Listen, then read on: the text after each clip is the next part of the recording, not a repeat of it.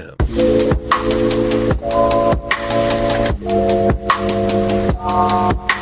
This next one is called The Woman, and it was uploaded by, come on, the tried and true Llama Arts. Now this was sent to us by Spooky Bear, and they said never trust your eyes. The Woman. Ooh. It was a late, moonless, snowy night.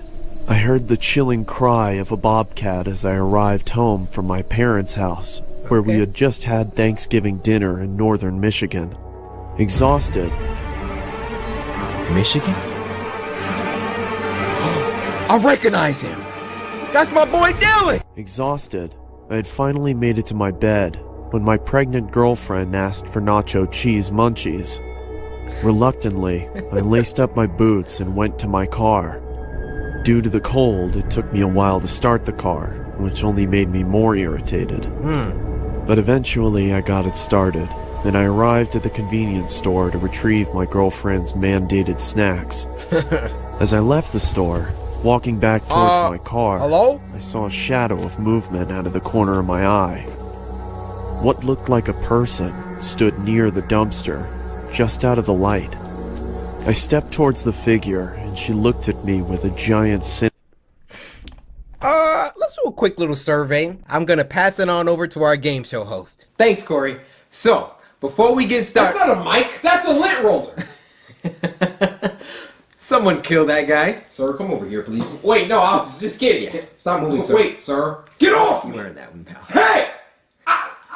Alright, let's continue. Would you A, go investigate the creepy old lady, B, run for your life through the woods, C, get in your car and drive home, or D, call 911?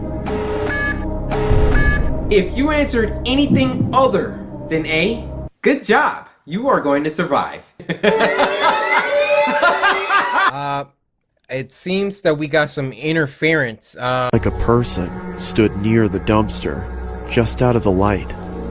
I stepped towards the figure, and she looked at me with a giant, sinister smile. Oh! Her face was so weathered, it looked like she had cracks all over her face. She was crouched down and appeared to be chewing on something. Oh! I looked to see what she was chewing on. To my surprise, it was a severed arm. It looked old, as if it had been rotting for weeks. I saw her glance at something in her pocket. I could see the outline of what looked like a pocket knife. As soon as I looked back up, she quickly charged me. I pushed her away and ran back to the convenience store. Okay, last time I'm a bossy, bro. You see that freaking poem of justice? Burst through the door and frantically yelled towards the cashier to call the police as I turned to lock it. He asked me, "What's going on?" I scowled at him. What's going on with your hair? "Please, just call the cops." I looked back outside and saw the woman had moved across the street and was still scrutinizing me as she maintained her benevolent grin. "Look, there's a girl out there who's trying to kill me." Looking over me, he replied, "I don't see anyone out there, sir." Those words shook me, even to this day. When the police reached the gas station, they began looking around for the woman while one of the officers asked me what had happened, and I told him the details of the encounter. One of the officers came back and said he couldn't find anything. Oh, man. I then took them back to where I first noticed her. We spent a few minutes intently searching, but there was no proof she was ever even there. No blood on the ground? The officer cocked his head and looked at me as if I was deranged and asked me in a judgmental tone, "Are you feeling okay?" I was about to defend myself, and then I started to think. I am tired, and I have had a couple of drinks, so I just told him, "Yes, sir. Sorry for bothering you. I hope you have a nice night." And then I drove home. I got home at around 4 o'clock in the morning. My girlfriend greeted me with an angered but concerning tone of voice. She asked me, "Where were you? Are you okay?" So I told her everything that happened. Of course, she didn't believe me. I couldn't get to sleep that night. I sat in my bed questioning my sanity, wondering if it was all even real. It was real. Crazy? Maybe I'm just tired. No. But no, that can't be it. I saw it. I palm-fisted But her. if I saw it, why was there no proof? Where did the arm go? Where did she go? Before I knew it, it was 7 in the morning, and I had to go to work. Damn. I threw on my jacket as I was about to head to the construction site, and I put my hand in my pocket and noticed that there was a hole in it. It wasn't there the other day. I thought, what if she caught my jacket as I ran? Which further proves my suspicion that she was real. What? I couldn't believe it. My mind completely went wild until my girlfriend kissed me goodbye. I told my friends at work what had happened, and they didn't believe me either. They made jokes about it the entire day, but I had my bowling tournament that day, so that gave me something to look forward to.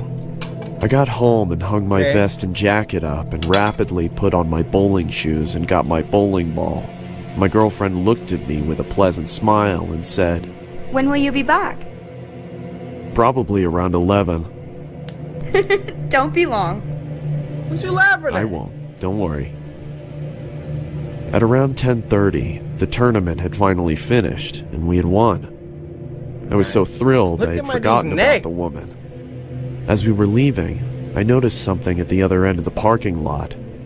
It was that psychotic woman. We stared at each other for what felt like an eternity. She slowly started moving towards me while waving her knife in the air and making cuts. Ask your boys, do Quickly y'all see jumped that? into my car and turned it on. As I looked up, I saw she was standing in front of me, staring at me. She slowly walked over to my window, and she said in a quiet, deep, and scratchy voice, Little pig, let me in. Ugh. I was frozen in fear, but I snapped back to reality when she banged on the roof of my car, screaming. I quickly slammed my foot on the accelerator and didn't let off it until I couldn't see her anymore. When I arrived home, I told my girlfriend what had happened. Like last time, she didn't believe me. I really thought I was insane, Dude. but I tried to forget about it and get some sleep. Okay, last time. Why didn't he just ask his friends? They were standing right there. Hey guys, I might be on this lean still from last night, so do y'all see that girl at the other end of the parking lot or not?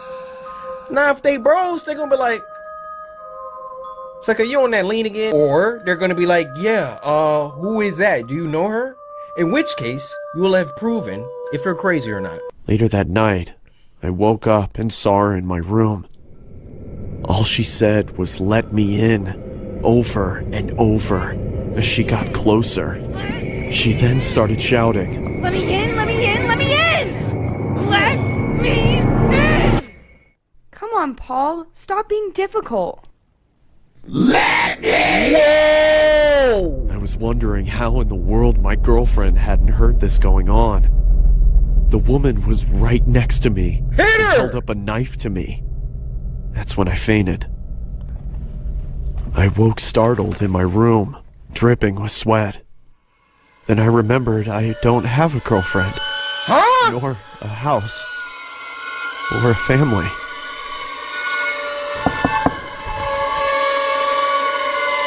Come on, Paul. Time for your morning meds. Let me in.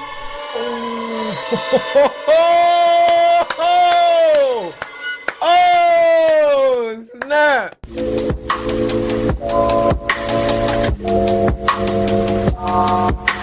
This next one is called Scotty Animated Horror Short, and it was uploaded by David Romero. This was sent to us by Bosmo, who said, have Sam protect you. That's gonna be a little bit hard, I'm gonna be honest with you, since Sam is at my parents' house, but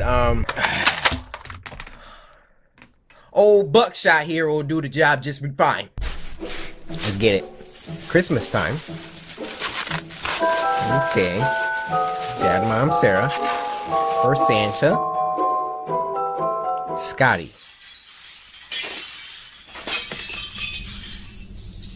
They starting already.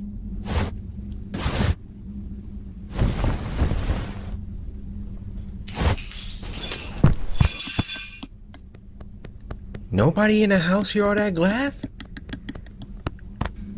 Oh.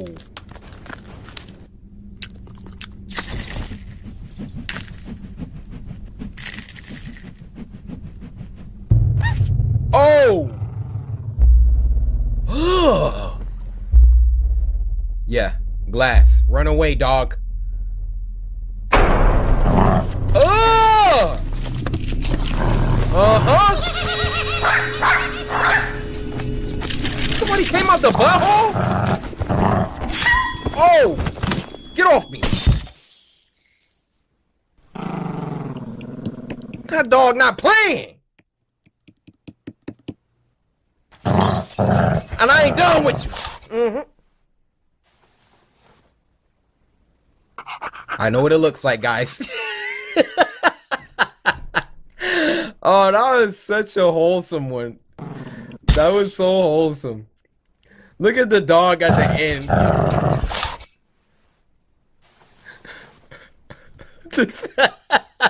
Just like, hey guys. See, now what y'all suckers don't know is that dog just saved your freaking life.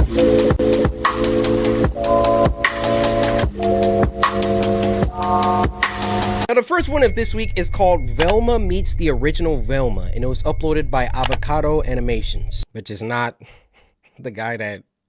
Never mind. Now this was sent to us by Rattersea Jersey, who said, "Hey Corey, you gotta check this out. It gives me mad chills. I want a Nutri-Grain bar." Listen, you didn't even have to tell me about the Nutri-Grain. You know they right here. You know that. Y'all know that by now. They right here. Oh, this one's cut in half too. Oh, yep, I can feel it in there. Hold up, listen to that. This one's an 8-monther. Some of these Nutri-Grain bars are probably over a year old. I mean, honestly, they're props at this point. But if I really could give them to you, I would. So, Ratterson, hit the deck. Wait, did I call him Ratterson? That wasn't even his name. Ratterson. It's Rattersea Jersey. I said Ratterson. Alright, I'm sorry. Let's start this video. Guys, look what I got. I found him right outside. Norville, that dog is big and brown, which is the exact opposite of Fred's tiny white dog. What? Velma? Oh, yeah, she knows the original. Oh, what? Is something wrong? Yeah, you don't look too good. I need some air! Whoa.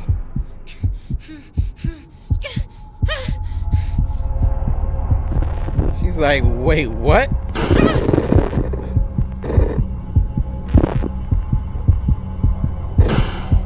Yeah, nothing beats the original. Wait! What? I didn't think it happened so soon. It's getting worse. What? Oh!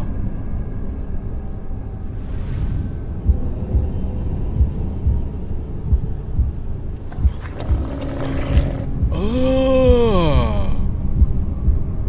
I love you. You know that, right?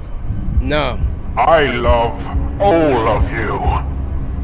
But I don't understand why you keep remembering.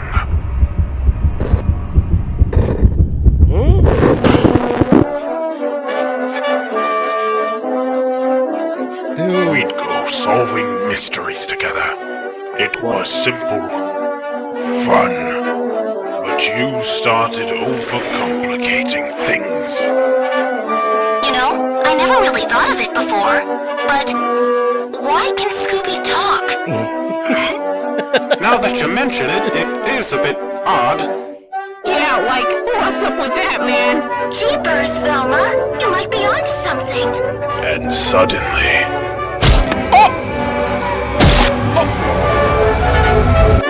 the fun was over. So I took what remained, and I rebuilt you. I rebuilt the world, and we were back to our classic adventures. But you started to remember. again and again and again.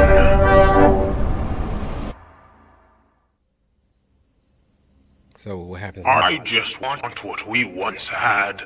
Yet each time I capture less of your essence. This being my most flawed world yet. Flawed? But we're meta now! Ugh. Never the matter. I'll get it right. Next time. Oh boy, you're done. Dude, he controls. Run. I don't like to chase. Oh my!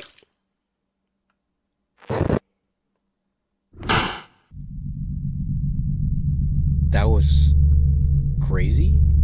And I'm thinking like there was no copyright infringement on that. Like it was like the actual. Listen, I don't know, but one thing I do know is.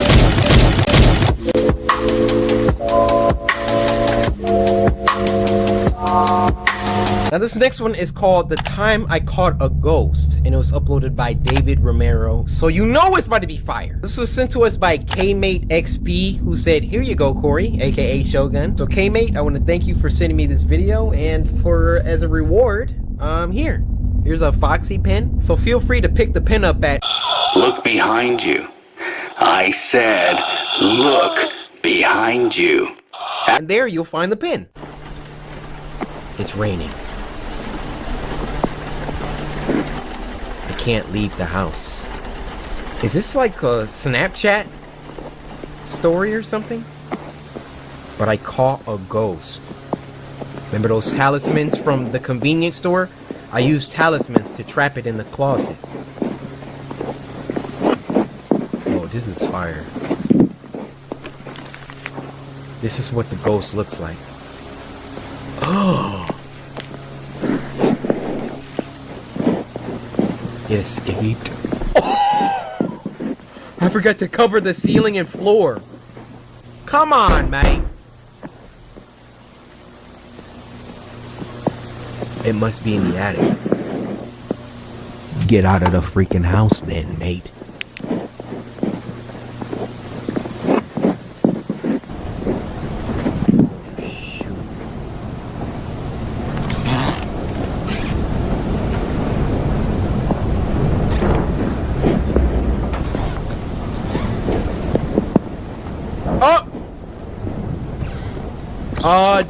It's not here. Whose legs were those? It must have gone down in the basement. Alright, something already fishy here.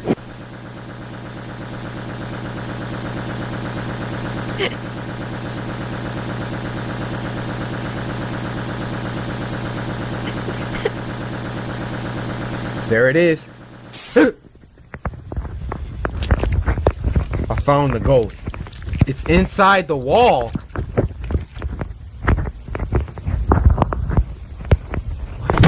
Whoa!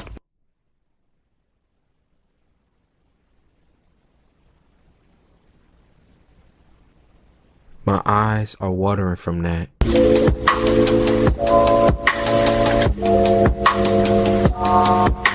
Now, this next one is called The Horn-Headed Man, and it was uploaded by our good friend Llama Arts. Now, this was sent to us by Junisha. Hey, if I'm saying your name wrong, I tried, huh? What you gonna do about it? Junisha said me and my brother are really big fans, so, hey, tell your brother I said thank you for watching. For you guys being so dedicated. I got something for you, Junisha. I got something for you. Hold on. You guessed it. A Nutri-Grain bar. So go ahead and... Go ahead. Junisha, take the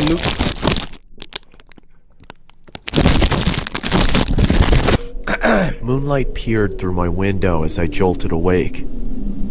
My clamorous breaths disturbed the silence of my dark room. I had just come out of a frightful dream that had me thinking it... Pause. If you sleep with your door open, I don't trust you. I don't know if it's just me, but I feel like demons and other type of monsters walk around my house as I'm sleeping, and my only defense for that is keeping my bedroom door closed.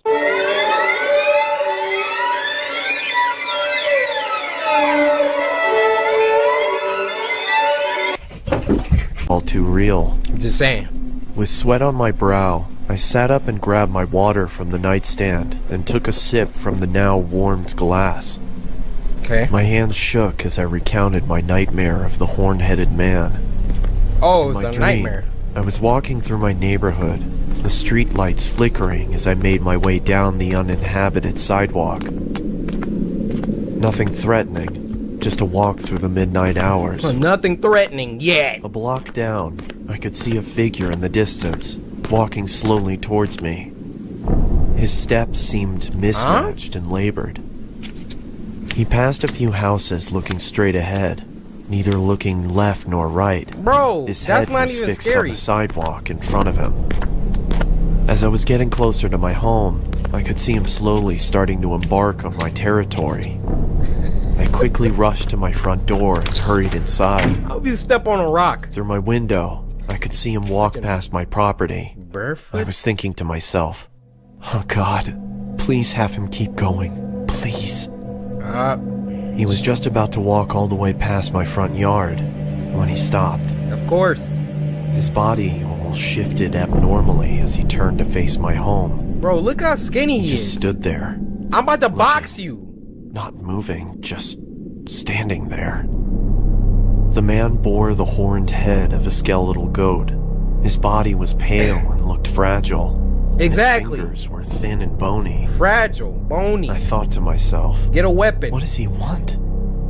Slowly, he started lifting a quivering arm and pointed right at me. Oh, heck no. I started to backpedal into the darkness of my house when all of a sudden he let out an inhuman screech. That's when I woke up. Too frightened to go back to bed, I turned on the television and saw that the local news for early risers was on. Okay. My stomach dropped and my body suddenly turned cold as I listened to the current news report. What? The news anchor on the television said, "Breaking news. A woman who lived on Columbia Avenue has been murdered. Local officials say that they received an anonymous phone call from the victim's home.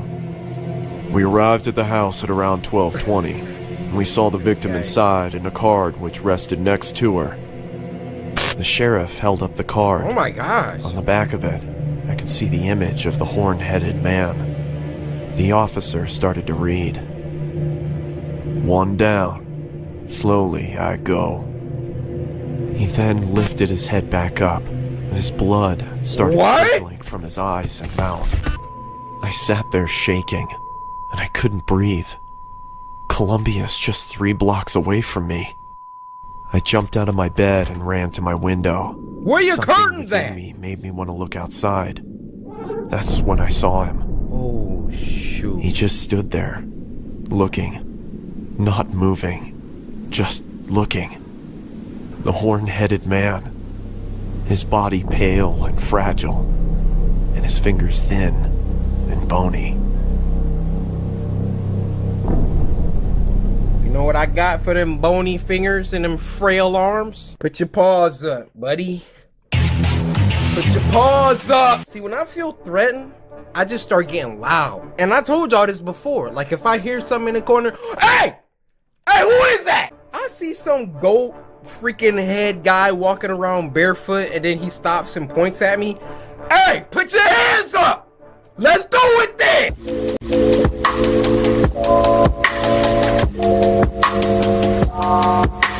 Now, the first video of this week is called The Last Pringle, and it was uploaded by Meat Canyon. Now, this was sent to us by Inobe. Sorry if I didn't say that right. And she said, "Hey, Corey, I've been subscribed to you for a little over a year now, and quite glad I did. I just saw this new Meat Canyon, and I think the end is just the most creepy to me." Well, Inobe, I just got one question.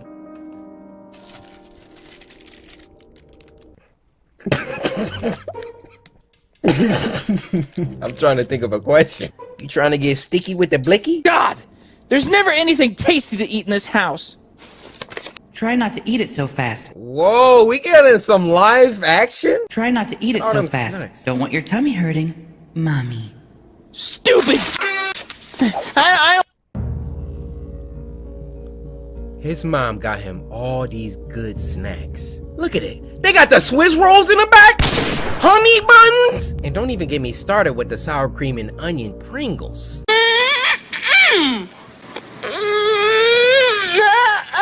Y'all can keep them cosmic brownies though. That's those. I only eat that fast because it's so nasty and I don't want to look at it. Nah, that's a goated flavor right here. Treat it with respect! What are you doing? There! All gone. Stupid Pringles. You're a shitty chip anyway. Oh. Not like those tasty Cheeto Puffs. I love Cheeto Puffs. Wow. Hey now. Hello? You missed one, champ. Who is that? That's what you get for throwing them in the trash. Kid. Take me out of the trash. Ooh, it's awfully stinky in here. I was about to get crazy.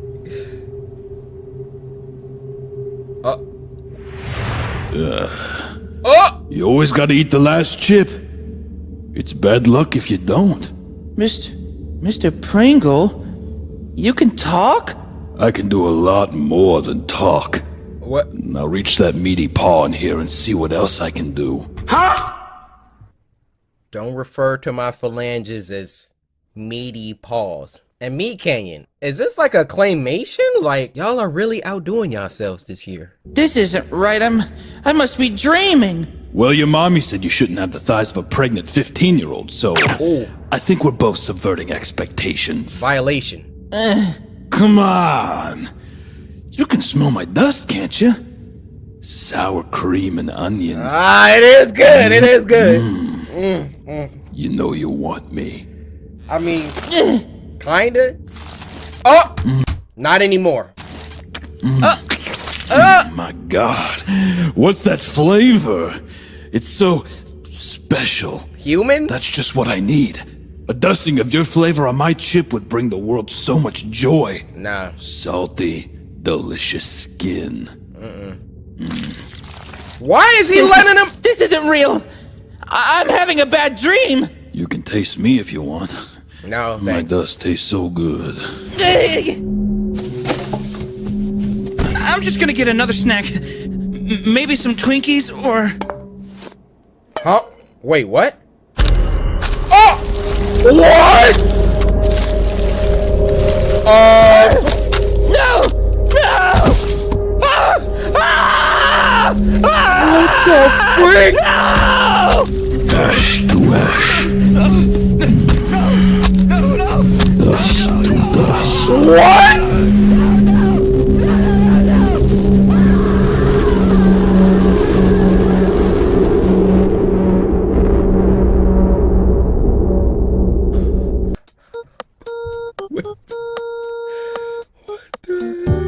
Alright, I see in the description. Be sure to check out the amazing 3D artist who did the amazing visuals. So shout out to Hulapi. You killed that. That was terrifying.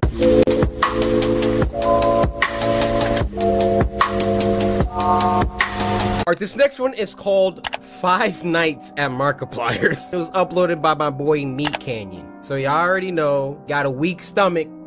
Go on to the next one. Now this was sent to us by Mid-Nightmare, who said, "What's up, my love?" Pause on that. "I hope your mom's business is going well. Let's cut to the chase. You scream or show any sign of fear in this video. I'm the new Shogun." First of all, I don't make bargains with criminals. See, what you've just done is committed treason against the Shogun. And as a criminal... No. Don't try and backpedal now. Got to see it through, my boy. Got to see it through, my boy. What is this? Hello? I just wanted to leave you a message letting you know a little more about the job. Now, you've been hired to watch over Markiplier's house? Yeah, he's a big-time YouTuber guy. Have you heard of him? He's not like other game YouTuber types like your PewDiePies or your Jacksepticeyes. No, he loves milk. And frankly, I'll tell you something, he can't get enough of it. Okay. So, I left about 3 gallons of whole milk in the basement. Was it 2?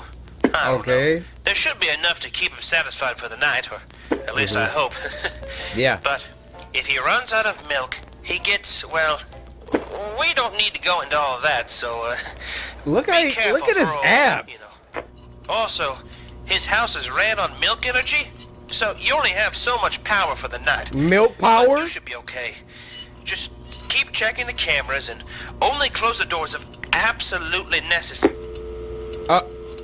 Okay. Close the door. Hello, everybody. I'm Markiplier. God. I can smell your bones from here. Sweet, sweet calcium. God, I'm so sexy. Close the door! He's being shy in his room. Oh! Go ahead and close that. Bro, why are you... Oh, you silly cow. You have all the milk, don't you? I don't know why you didn't close the door. The crowd screams. Oh! What the fuck? For me, glory comes at such a heavy price.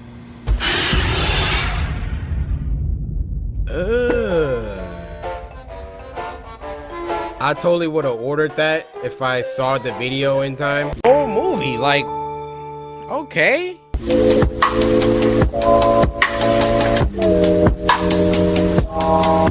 Now the last one for this week is called The Schoolboy Terror, and it was uploaded by Chamomile or Chamomile. Now this was sent to us by Demetrius, who said, "Hey Corey, I'm grateful you're back and well. I seen this video, my brother recommended it, and it scared the life out of me. Good luck." Luck, huh? I don't need luck. The Lord is my shepherd. I lack nothing. Let's do this.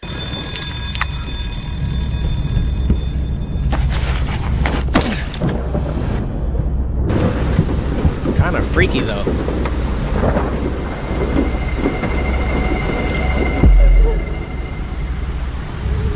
I'm just standing in a... Oh my goodness! What the... Yo, this is moving so fast. Ah!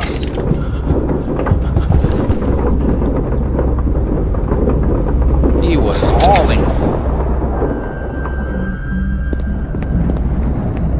Getting overstimulated.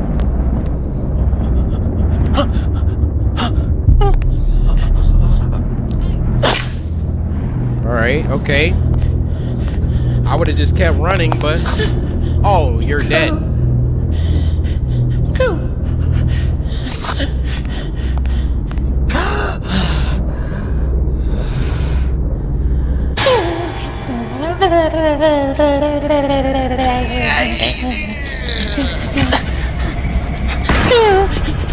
What? What do you want? Oh, get up! Oh!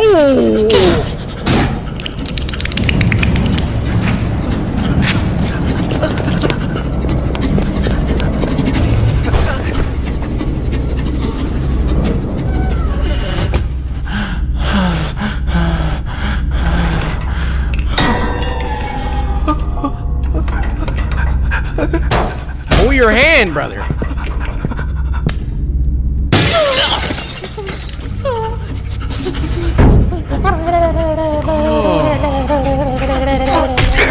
Why is he growing? Pause.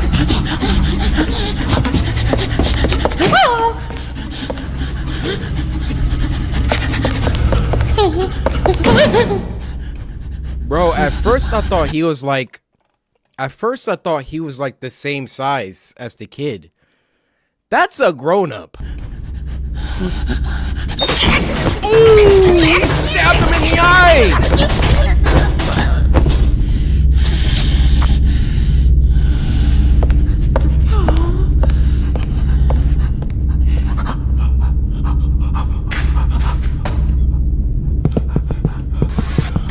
Why are you sneaking like that?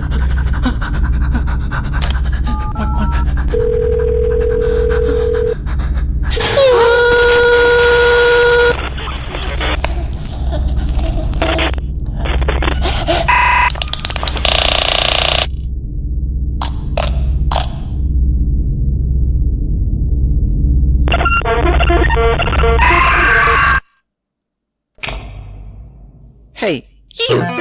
Did you know that by pressing this little button, you are helping this video to get more views and motivate me? So please. Bullshit. Mwah. You gonna make that and then have this little happy ending subscribe to my channel stuff? I mean, I'm gonna subscribe, but what the freak was that? The end of that? Wow. And then I'm seeing on the side recommended videos, Smart Schoolboy 9, An Internet Rabbit Hole by Nick Crowley. And it's the same guy that was chasing the little kid. So this must be based on like some other stuff. In either case, very freaky. Guys, I'm not gonna lie. That was a great assortment of videos. Tons of...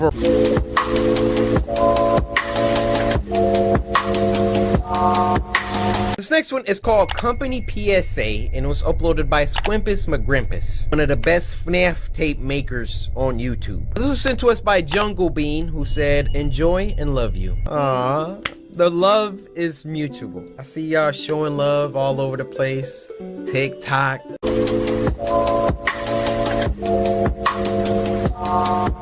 The Spooky Scary Sunday sound trending. Y'all be sending me tweets, videos, y'all getting all your snacks and going in the living room and watching it with your family. And yo, shout out to all of y'all, man. Welcome, Fredbear's Family Diner employees. Ever since the unfortunate incident from last week, we've been deciding on where the company should go from here. We've decided on something. You talk about the bite of 87? Y'all should have been sued and shut down. Talk about incident that happened last week. Like, oh, yeah, Timmy died last week, but we're still open. We've been deciding on where the company should go from here. We've decided on something that will require higher effort, but will ultimately be best for the company. We'll be rebranding from the ground up, replacing all of our animatronic characters with 4 new ones, which use much safer technology than the ones we previously used. They will no longer feature any kind of spring-lock technology and will not be wearable. Wearable costumes will be completely separate. Separate? Along with the new animatronics, Get most rid of of the main area of the building will be rearranged accordingly. There will be 2 different stages, one for the main 3 and another for a separate character. Wall posters will be replaced, and the prize area will be restocked. Huh? After the restaurant opens back, some of the patrons might be confused about these changes. Where did Fredbear and Spring Bonnie go? Who are these new characters? In a situation where you are asked anything along these lines, here is what you say in reply. Fredbear does not exist. Spring Bonnie does not exist. Huh? Nothing happened to anyone. He does not exist. Yo. He does not exist. Okay. He does not exist. My skin is tingling. He does not exist. How many more times?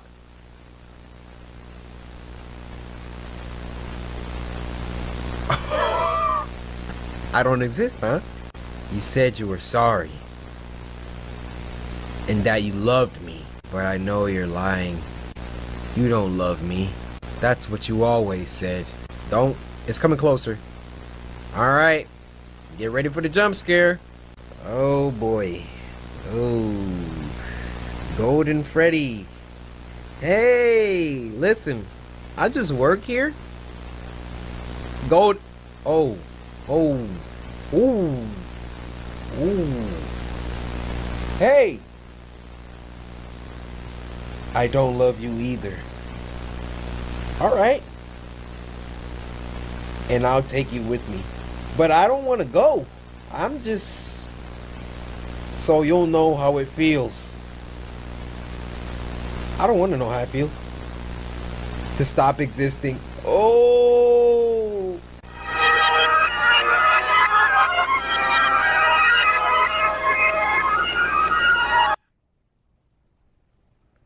Dang. So obviously this video takes place after Fredbear's Diner, after William Afton put on Spring Bonnie suit, lured them kids, killed them kids, so then they come out with this company PSA.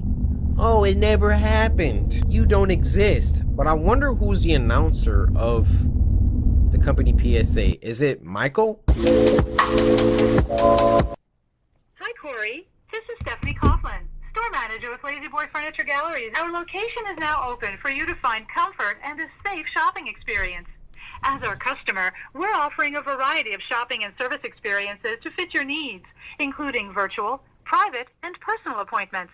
To no longer receive notifications, press 1. We are now currently scheduling appointments until October 4th. To schedule an appointment, visit LA-Z. What did I ask?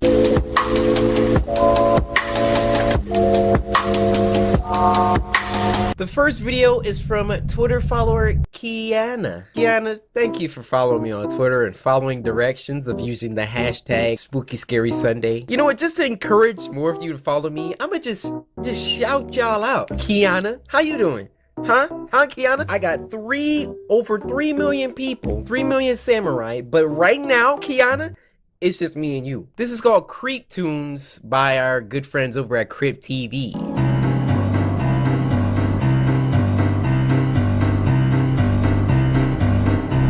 No thanks.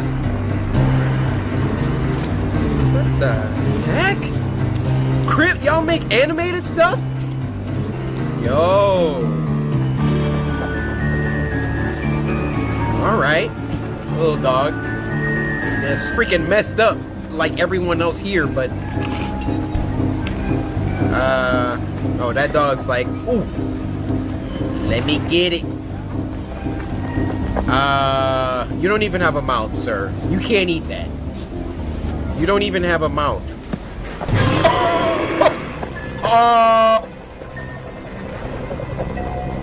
He's like, never mind. I'll find something else.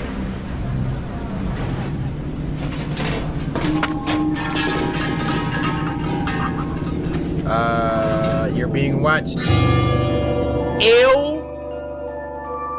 Ew. You're gonna kill an animal? You're really gonna kill a dog?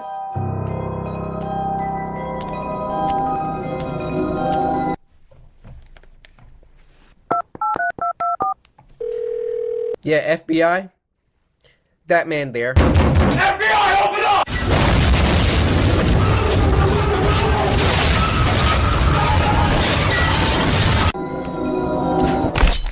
Oh! Oh!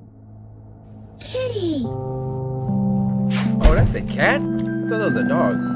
You can come home with me. No,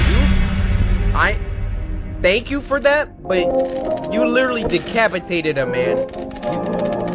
You gotta, what the frick is she watching? Hey, Howard. I found a kitty. Can we keep him? I used to carry corn to town in a bushel, and there were many plump chickens. We would pluck their feathers and bathe in their blood. What am I watching? Thanks, Howard. This is my room. Kiana, what have you sent us? Here's some food. You were hungry. You just had cat food on deck? You could stay here forever and live here, and we could be friends. Was that? Oh my gosh.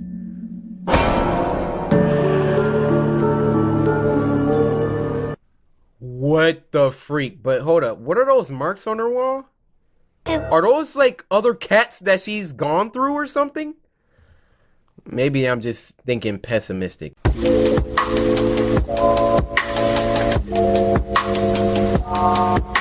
This next one is called Cookie, and it was uploaded by our friends over at Alter. So, Alter, what's going on, guys? This was sent to us by Juliet Hartwick, who said, I am determined for you to watch this. So, Juliet, thank you for sending me this. I don't know where this determination is spawning from for me to watch this. It must be very good. So, I would say thank you for sending me the video, and here's your reward. Juliet, don't start that. I'm just shove it in your gullet. Alter alert! No. Driver, what is it? Driver, what is it? You're afraid of the men. She's British! Driver, what is it? You guys know, I was born in England. I moved to the US when I was a little tot. Ever since, I've been a waste man. Hey up, me duck. This body. So they dig the grave in the middle of the road. Where people pass all the time. That's a cheerful introduction to you. Ooh, you don't got permission? What you doing? Yes. Zombies! Zombies! She getting into it. Another one? Where's her supervision? Why is that not on the refrigerator? Out of reach. Hey. Hey. Oh my God, Jesse, thank you so much. Yeah, of course. How is she? He did a bad job. So we're still on for Saturday? 8 o'clock. 8 o'clock, okay? Oh, Great. Thanks again. Thank you. She did a bad job.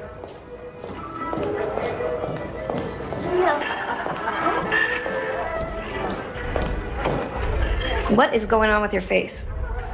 Nothing. How many cookies did you eat? I only had one. One? Don't lie. That's a lot of crumbs for one cookie. I only had one. Now you're in trouble. You know, I actually counted every cookie in that cookie jar. And if you did only have one, like I said, there should be exactly 13 cookies in that jar. You didn't count them.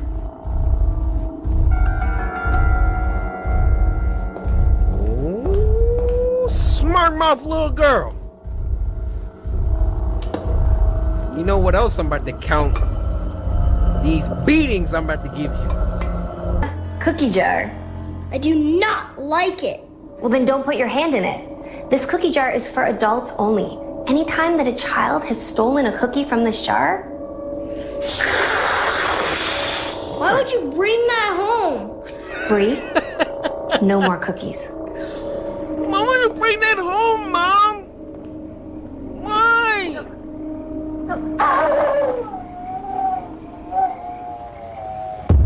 Bro, I wouldn't want to look at that. I'm just trying to eat my Frosted Flakes at the...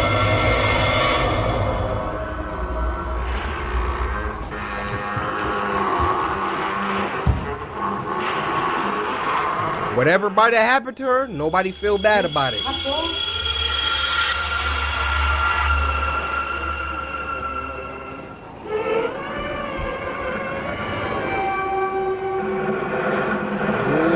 Ooh, that jar is angry.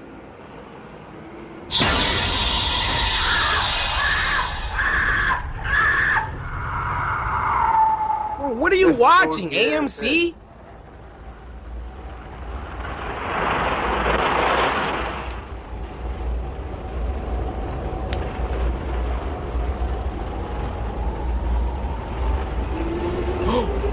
What? It was on the TV?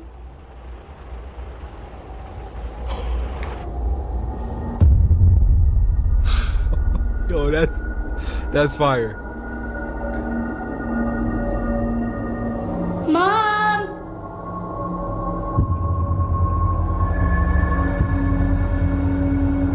All right, Juliet, I see why you sent me this. All right, all right. Mom! What, hard-headed little girl? Don't be calling for your mom now. You done stole the cookie. Mom!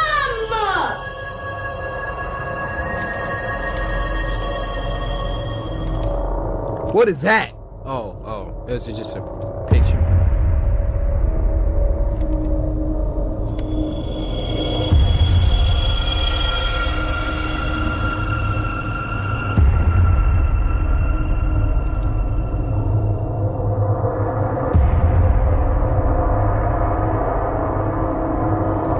What the? Mom!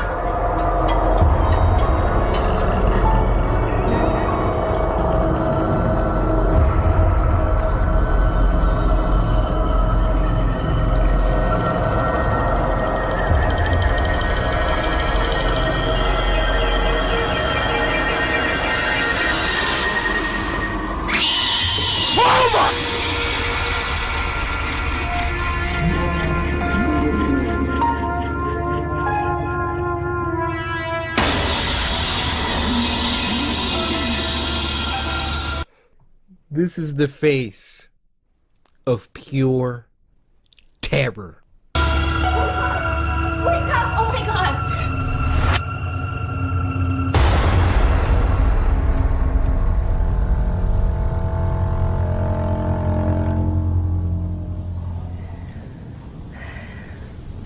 Are you gonna be okay? These angles are crazy.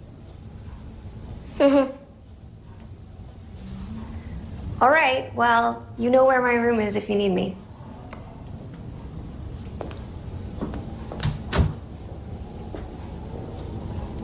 Well, I done already seen something move in the corner.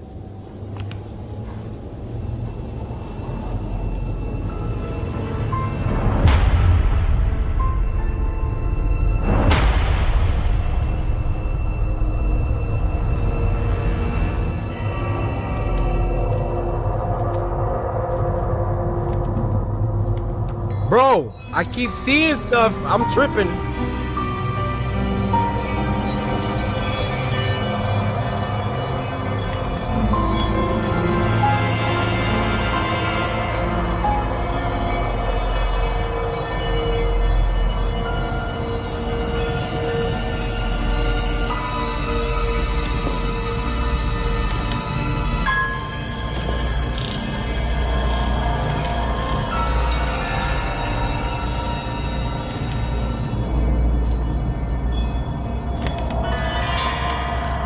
You hear that?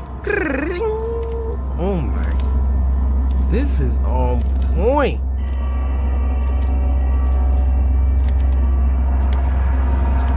I'm scared. Man, they about to hit us with a nasty jump scare.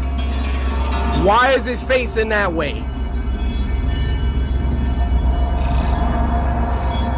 You was facing the couch, not the stairs.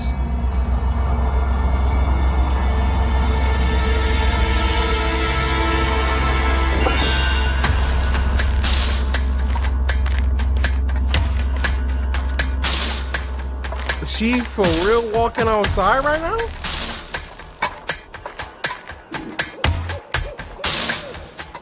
Where is your mom? Y'all don't lock the house up at night?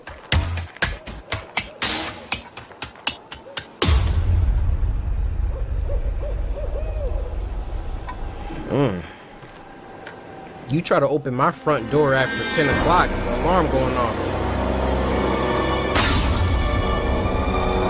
You shouldn't have did that. Shouldn't have did that.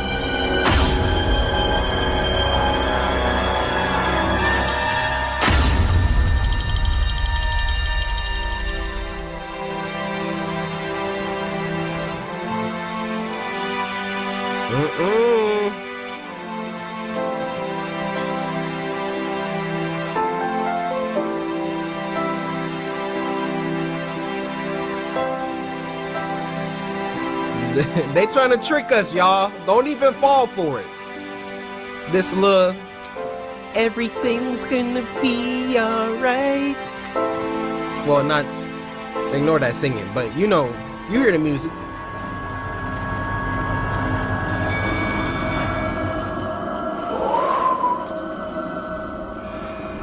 Bree, where's the cookie jar? I don't know. You don't know? No. Bree, did you take the cookie jar? No. Nobody likes a liar, Bree. Well, no more cookies in the house then? No more cookies.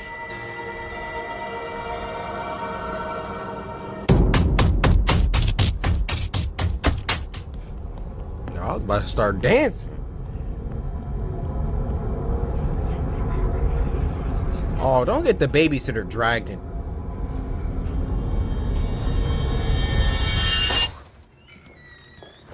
Hey, how was she today? Yeah, she's painting. Okay, well, we're still good for Thursday, right? Yeah, I'm not sure. No, she's gonna work. Okay, well, I have your money here. It's fine. Just send it to me. Thanks. Okay, I gotta go. Bye. Yeah, just send it to me as I take it.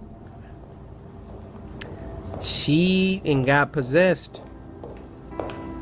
Hi, honey. Hi, Mom. Wow, another masterpiece.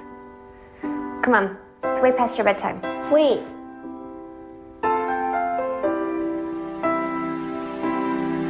Perfect.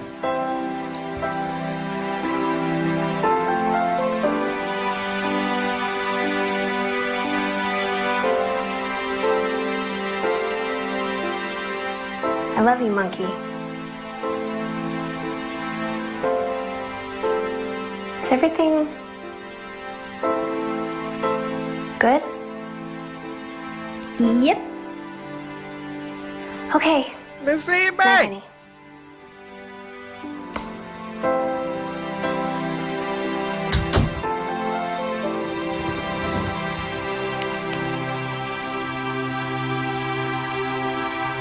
Good night.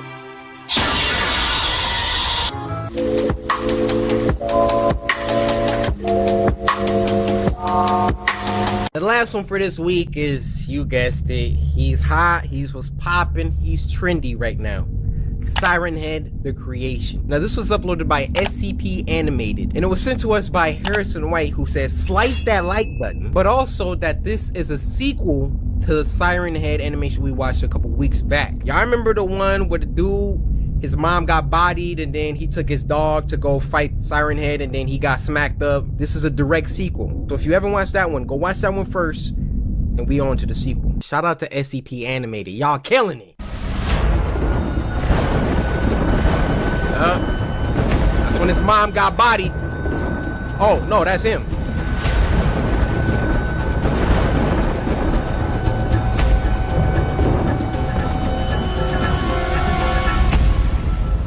But the end of the other one made it seem like he died, because Siren Head started calling out to the dog, which I forgot the dog's name. It's about time. I've been wondering if you were gonna wake up at all. What? Where am I? Man's got one shoe on. How did I get here? I imagine the same way I did. Him. Right. I guess I never considered it had a gender. It was always just this thing. This monster. The name's Charlotte. And if it's any consolation, I'm sorry your luck has brought you here. My name's Jackson. Same to you. What's your dog's name, Jackson? What's your story? Clearly you already know about the Siren Head. Have you had run-ins with him before? Yeah. You could say that. He took my mom.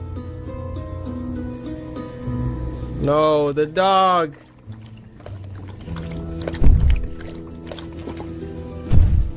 Get out of there! I'll admit I've never fully recovered. I mean, I went after the guy with just an axe and a shotgun. How nutty must I have been? Every night for years, when I laid my head down, it wasn't the swaying of the wheat or the chirp of the crickets I heard. It was the distorted, muffled voice of my mother speaking to me. It was Siren Head. Wow. That all sounds really rough. I know you probably heard it from everyone close to you, but it isn't your fault, Jackson. Oh, I know it isn't my fault. It's his. Now tell me, how did you find yourself down here? Where are we? Mine might not be as tragic as yours, but it is complicated, to say the least. In my former life, I was a doctor. Well, at least I was training to be one. When it all began, I was simply a resident, under the tutelage of the master surgeon, Dr. Vincent Henderson. God, did I respect that man. That's a nod to, Trevor Henderson, the creator of Siren Head. There was no problem he couldn't fix, big or small. Man, if he wasn't set on fixing everything he could. Luckily, I felt the same way. I thought the two of us could change the world. I would have followed him to the end of the earth. Sometimes, it feels like I did.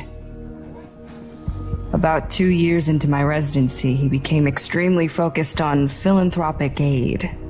We started taking trips to hospitals in more impoverished areas, volunteering entire weekends at a time. He kept pushing me harder, saying that we needed to do more. It was our civic duty. I was constantly exhausted. I couldn't catch a break. If it was anybody else, I would have given up and found a new surgeon to study under, but he was so inspiring. I pushed through so much exhaustion and pain for him and for the people we were helping. Invariably, there were patients that we could do nothing for. Either we were too late or they were too sick. Over time, I started to become accustomed to death, as most doctors do. But Vincent took it hard every single time. He said it felt like he personally failed them. One night, we were closing up his practice, and he pulled a bottle of gin out of his desk drawer. Told me I could stay for a drink if I'd like. And of course I did. As the night went on, he got more and more distraught, going on his usual tirade, berating himself for not doing enough. He said that every patient who died in his care was a life that he'd wasted. No. That stuck out to me. He never said that before. So I tried consoling him, saying that it wasn't up to him what they did with their lives. Then he looked at me intensely and said, "Maybe not, but there is something we can do with their deaths." He had me follow him into an exam room at the back of the practice, pushed a floor-to-ceiling storage cabinet aside to reveal a metal door that I'd never seen before. Doc? Milo. Where are you, boy? No. Don't follow him. Milo. That's not him.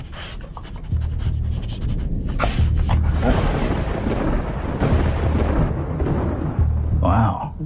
A secret room. What was in there? Are they dead? The room was a cold storage unit. I'd never known about it all my months of working with him. He unlocked it and ushered me inside. I remember the shock, mostly, and the smell. There were 4 bodies laying on metal exam tables covered in thin white sheets. Panic started to rise, and every muscle in my body was ready to run, but a certain curiosity held me back. He walked to the first body and looked at me before lifting the sheet. It was a Caucasian male, about 40, bloated and extremely pale. His skull had been opened and sewn shut again, and there were pins sticking into his scalp. There was a speaker in his mouth, stretching his lips abnormally wide. The second body Vincent uncovered was a Middle Eastern female, no older than 30, who I could tell had been beautiful before she was hacked up. The third one was very thin, probably someone who suffered from anorexia. She was definitely less bloated than the others, but that could have been because the body was fresher. At this point, my mind was spinning and it felt hard to breathe. Vincent barely showed any emotion at all, probably just trying to gauge my reaction. He did hesitate slightly before revealing the last body, though. I couldn't tell what it had been. The entire head had been removed. Serious? Instead of a neck, there was a metal pole sticking out from between the shoulders, and mounted on top of it was a large, cone-shaped speaker. More like a megaphone or a siren than a speaker, really. The body was completely emaciated. The skin was leathery, almost like it had been mummified. I'm gonna stop you right there. This long-winded speech of yours really just boils down to your buddy creating this monster. Yeah. That's all it is, isn't it? There's more to it. Really, we? What do you mean, we? Oh. Just listen. He about to kill you next. After he showed me all of that, he explained the project to me. He needed help, he said. The two of us were doing all that we could, but it wasn't enough. There was still enormous suffering, even within our immediate community. Through this loss of life, he said he could build something useful, bodies to help aid us if he could reanimate them. What? This was going to be his greatest achievement. Oh my. And he asked me to help him. He said he was very close to finishing the project, and he was sure his next one would work, but the operation would be delicate and lengthy. We're all gonna die. He needed me. So what? You're in love with this guy, and you just do anything he asks? It was complicated. I didn't say yes right away. I said I'd need time to think it over, which he agreed to. I knew it was disrespectful to the people whose bodies he used. So what'd you do it? I knew it was unnatural. Seriously, kid, I was torn about it. I couldn't sleep at night. My devotion to him and my belief in his work were pitted against this grotesque and extremely illegal project. But he procured a body just a couple days later, and when he called on me to step up, I just couldn't refuse. Wow. Procured a body? Jesus, did you never ask where he got them from? Of course I did. I had a lot of questions. So many that I thought he would accuse me of prying and throw me out of his office, or worse. But he was always patient and answered every question with the same calm logic he used that first night. The bodies were from a colleague of his. With the number of people that he helped, he'd won a ridiculous amount of favors and trust in the community. And why the speakers? Oh, the muscles used to create speech are much harder to control than muscles in your arms or legs. These things didn't need to talk much, but if they were going to interact with our patients, they need to speak a little. So the speakers were easier than trying to get their mouths to work. What? Well, we only accomplished that once. On him. I wasn't even in the room for that part. He asked me to step out, but the rest of the operation was grueling. Prepping the body took nearly 20 hours, and then we had to remove the head, attach the sirens, string wires around, graft muscle onto metal, cover the really gross-looking parts with extra skin. It felt more like an installation than an operation in some ways. We pumped that body full of steroids, had it attached to huge monitors, used electric charges. It was so experimental.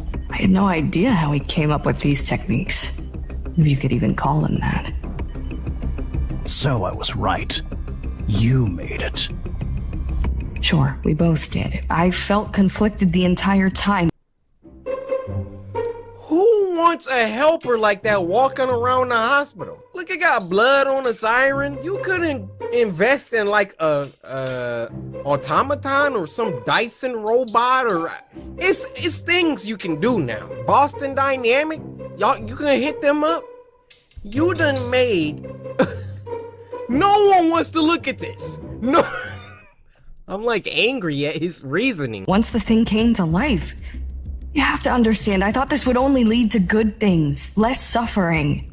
I was proud to some extent. At first it seemed to go really well. We would give it simple commands and it would listen. We just kept him in his office doing little tasks under supervision. Then, I think, Vincent went back and worked on him a little more without me. How'd he get tall? He started growing. And by all laws of logic, that shouldn't have happened. He wasn't truly, really alive. At least at first. He became more violent and hard to control, and one day he just broke through the wall of the office and ran off. We tracked him down to this wooded area, and it wasn't hard. He created this path of destruction wherever he went. It wasn't anything like he does now, though. He was only about 10 feet tall at the time. When we found him, he was blundering around in circles and spouting nonsense from his sirens. He seemed confused, honestly. It was all just radio static and the occasional word jumble. Vincent and I tried to talk to him, but he either didn't understand us anymore or didn't care what we were saying. Eventually, Vincent decided he was a lost cause and wanted to try again with a sixth body. But by that point, I was thoroughly horrified at what our creation had become. I told him I was out. I couldn't continue the project anymore. And I've spent all my years since then tracking Siren Head, trying to figure out how to undo my mistake. Kill it! Milo, there you are. Oh. Good boy, Milo. Oh, no. Bro, that doesn't even smell like your master.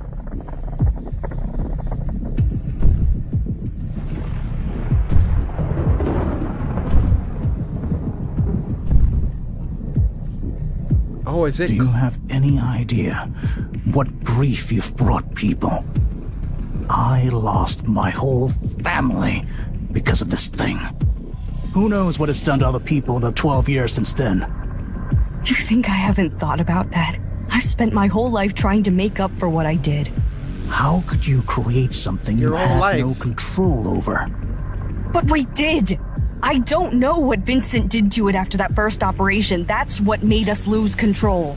It sounds like you're trying to tell yourself you're not to blame. Like you weren't responsible for everything it's done. No, that's not true at all.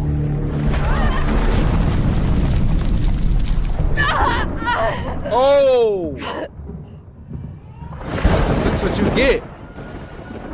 Please, you have to help me. I don't think so. No. You killed my mother.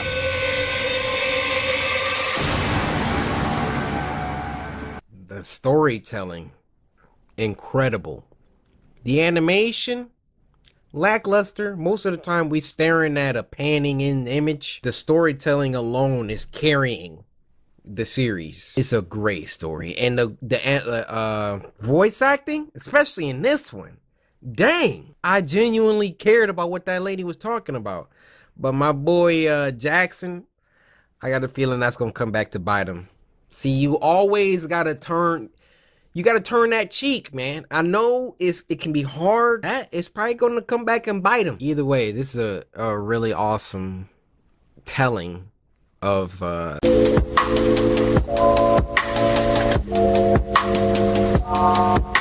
Next video of this week is called Breakfast on a Wednesday, and it was uploaded by Meat Canyon. This was sent to us by Thor Lork, who said, I hope you have a good morning tomorrow, or he will come.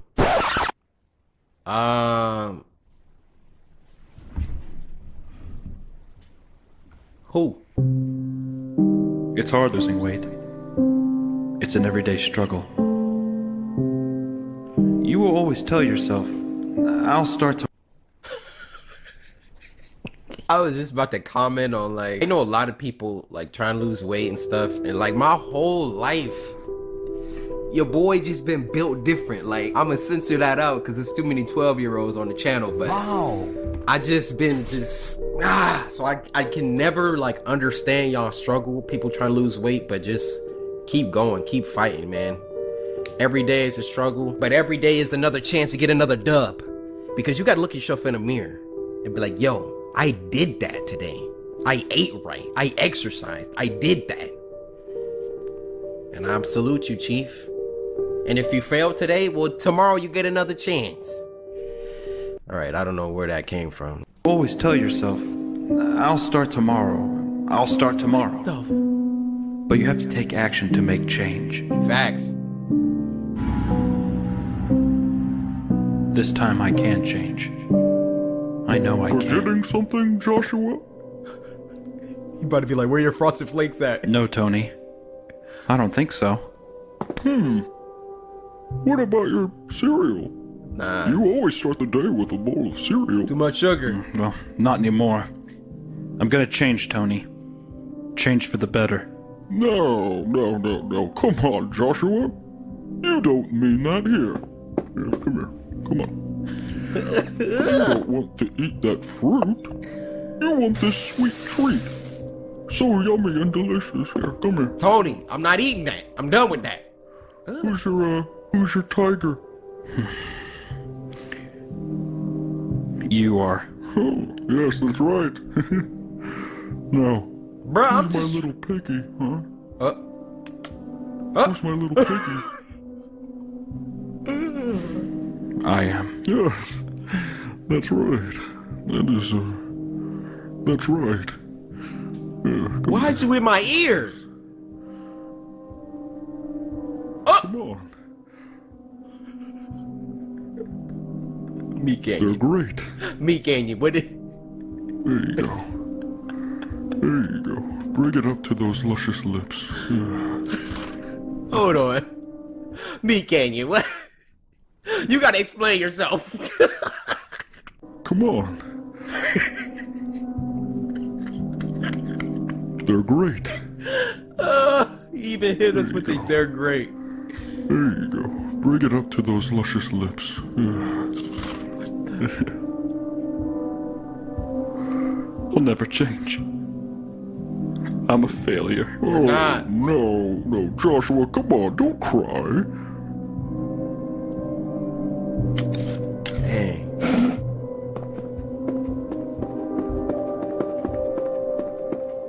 It's hard losing weight. It really is an everyday challenge, but it's okay. I can always start tomorrow. You freaking Tony the Tiger. Not gonna lie to y'all, Frosted Flakes be hitting.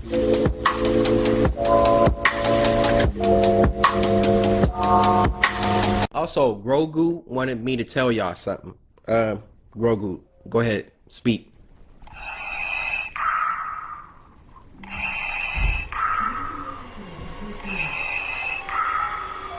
I don't think that's the sound you're supposed to make, Grogu. Alright, Grogu. And the last one for this week, I know this one's gonna be short, but better than nothing. Alright, I'm not trying to be screaming, everybody can hear me. It's called Santa Short Horror Film, and it was uploaded by Alexander the Titan. This was sent to us by Div Qton YT, and they said, I know it's past Christmas, but this is good, so let's get it. And God bless Grammy and Grandpa, and God bless Mommy and Daddy, and also God bless Santa so they may find our house and bring us lots of presents. We've been good all year long, God. Well, except that incident at Assembly last week, but that was Tommy's idea, God, not mine. So, please don't punish me. Thank you. Amen.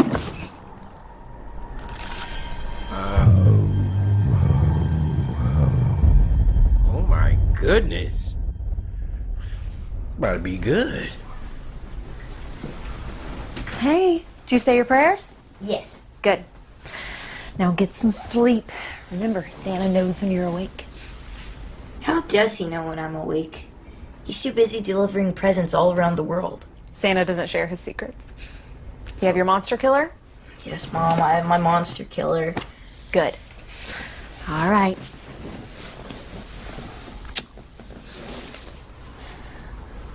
Can you leave the door open? Just a little, please? Of course. Hey. Remember, he knows when you're awake. Mom? That's a weird thing to say there, Mom. Why'd you just say that again?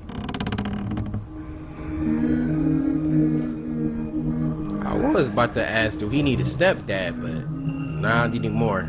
She acting weird. What the? Did she kind of just lag forward?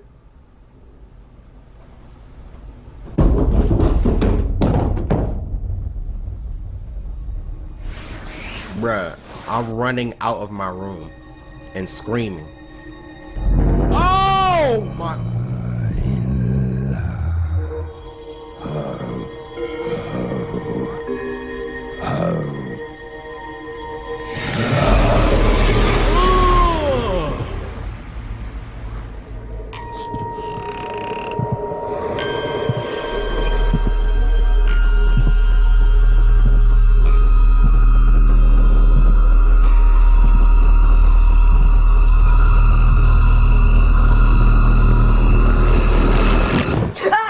Oh, hey, relax, buddy. Is everything okay? Did you see Mom? I was hurt. Did you have to step over her cadaver to get upstairs? On the staircase. Hey, it's alright, little man. Your mom's in the kitchen cleaning up that mess you guys made, baking those cookies for Santa Claus. Everything okay? I heard you scream. He tripping. He's fine. He just had a little nightmare. Or he in the genjutsu. Honey, everything's okay. We're just right downstairs. Go back to bed. Try to get some sleep, okay? Yeah, you don't want Santa skipping over us because not asleep. Everything cool. My bad. I'm gonna go to sleep. Trying to wake up to a PS5 tomorrow. We love you, honey. Love you too. And if I don't get a PS5, I'm not playing with none of my presents. And I don't want no Bionicles. I want real Legos.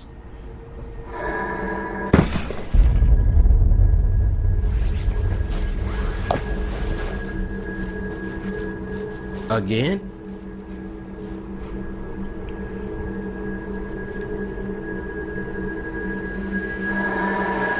Mom? Again?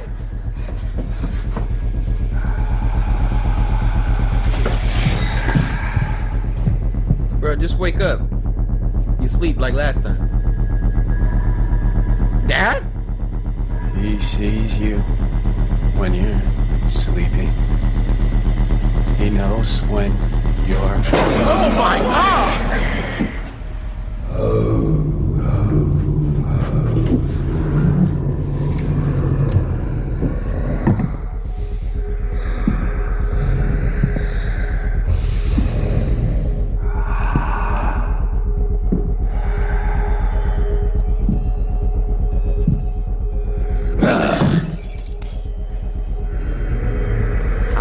get out of this situation. Oh my gosh, of course. What you got, Promethean vision?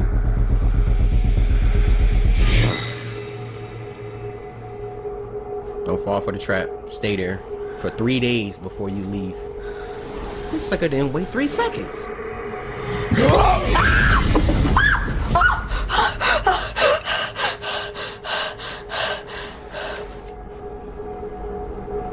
Oh.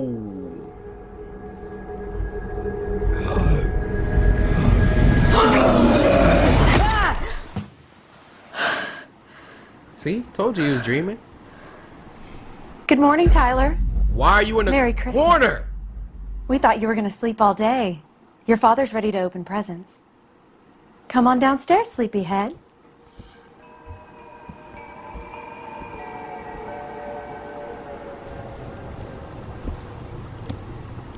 Whoa. There he is. Merry Christmas, little man. You got me at football? I'm gonna take you to the field, show you throw like your old man. All right. You excited for Hey, that? hey, let's wait for your mom, all right? We'll start with these little ones over here. He just said, wait for your mom. Merry Christmas. Thank you. He sees you when you're sleeping. Mom. Ugh! He knows when you're awake. Dad, what you doing with that?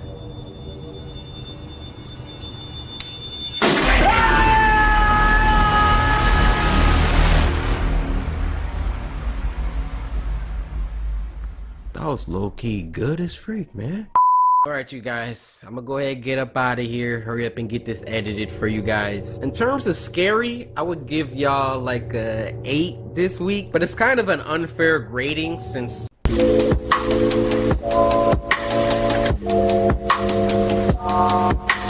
this next video is called The Mannequin, and it was uploaded by Social House Films. Nice to see you guys back on the show again. Now, this was sent to us by Jen, who said, I don't know how you feel about mannequins, but I think this short was so creepy. Well, Jen, we're about to see how creepy it is. But knowing Social House Films, I'm sure this is about to be very creepy. I'm done. I don't need it. Nah, roll the credits on that one. I'm kidding, guys. I'm kidding. Social House, y'all gonna have to do better than this. Are we supposed to be threatened by this? Because I'm not, all right? Maybe a little bit, but no, I'm just... Doesn't faze me. Doesn't faze me. What is this? It's supposed to be scary?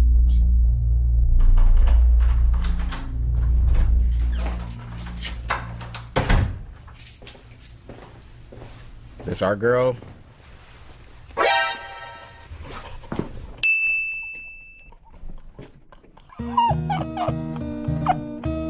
Do y'all see it? Do y'all see it? Hold on. Hold on, Victoria. What you got on, Victoria? Yo, is she repping the Shogun right now? Yo, this is too cool right now. This is too cool. Hold on. I'm about to be... Ah, my cheeks hurt because I'm smiling. Yo. I can't stop smiling. I know that shirt. Yo, she got...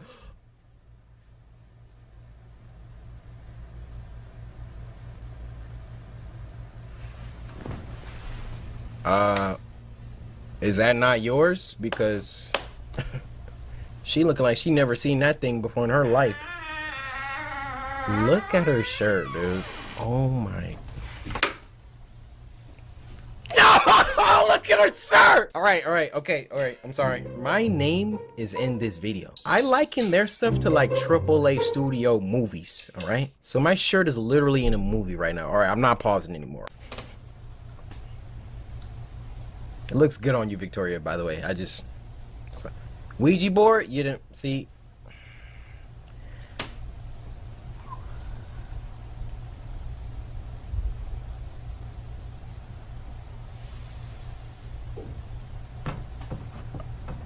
Oh, that thing does look nasty up close.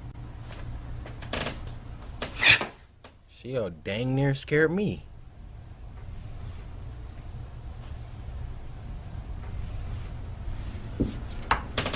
Okay.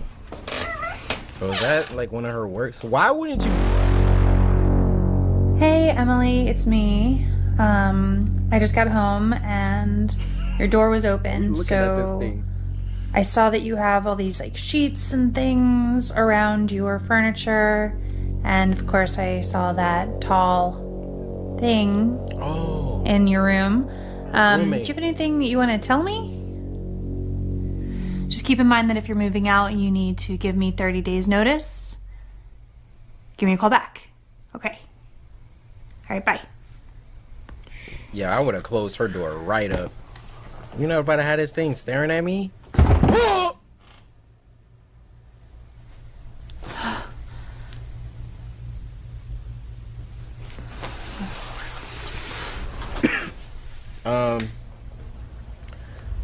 Nah, see, you gotta go. You gotta go.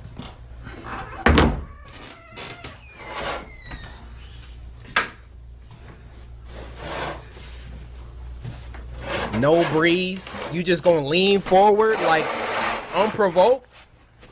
I don't think so. I don't think so. And turn that thing around. There we go. This is why I like their videos. She actually does stuff real life people would do. Close that freaking door.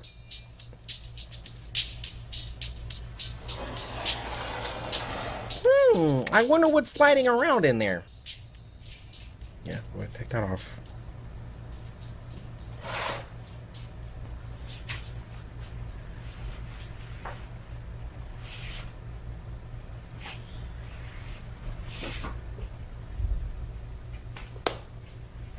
Bro, she got our shirt on. I'm sorry.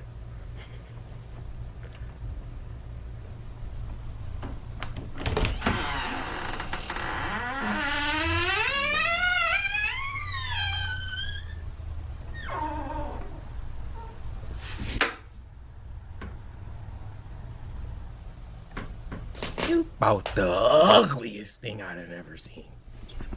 Sorry. You're too creepy to stay inside tonight. There we go. Oh, she taking it outside. See, if it was me, I would have deconstructed it. Wow. Took the arm off, the head, the leg. I would have put them all in separate parts of the house, all right? Why that door closing? Why that door closing? Why is that? Ooh. Ooh.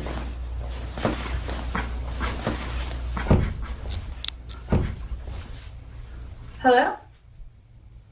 Emily?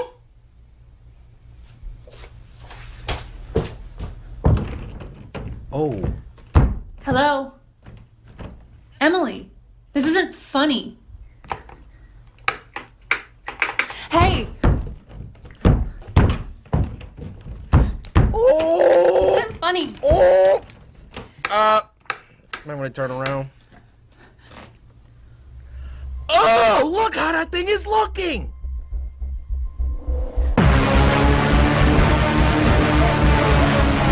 What the heck?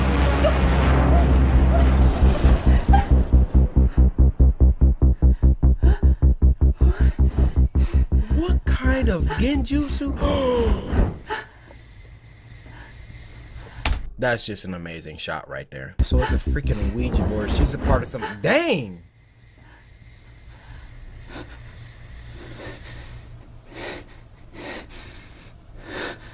Why?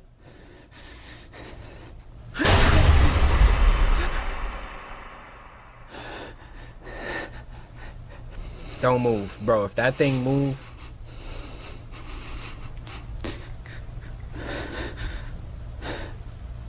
oh my gosh! Oh! I knew it. I knew it. I knew it. I knew it.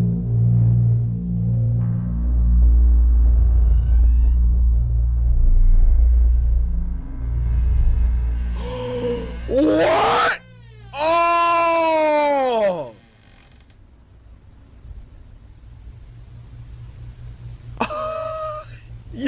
So was that her roommate? Oh my goodness, man.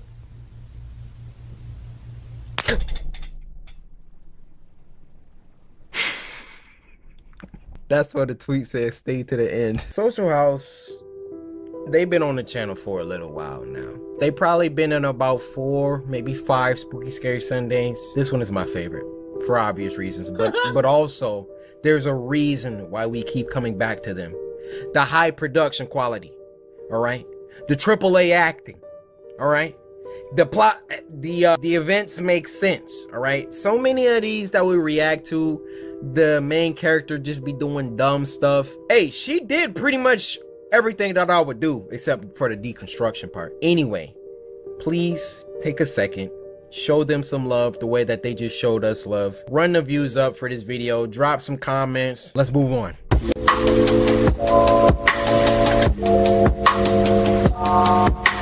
This next one is called Pizza Delivery Story 3, and it was uploaded by one of the most goated animators, Llama Arts. How you been? Now this was sent to us by Kristen Mells, who said nothing. Wow. You didn't want to talk to me, Kristen? I could have had like a little personal moment. Actually, you know what, Kristen? I'ma create our moment. Okay, you didn't have to say nothing. I get it. You're shy, right? You probably didn't know what to type after that. Well, this song is dedicated to you, Kristen Mells.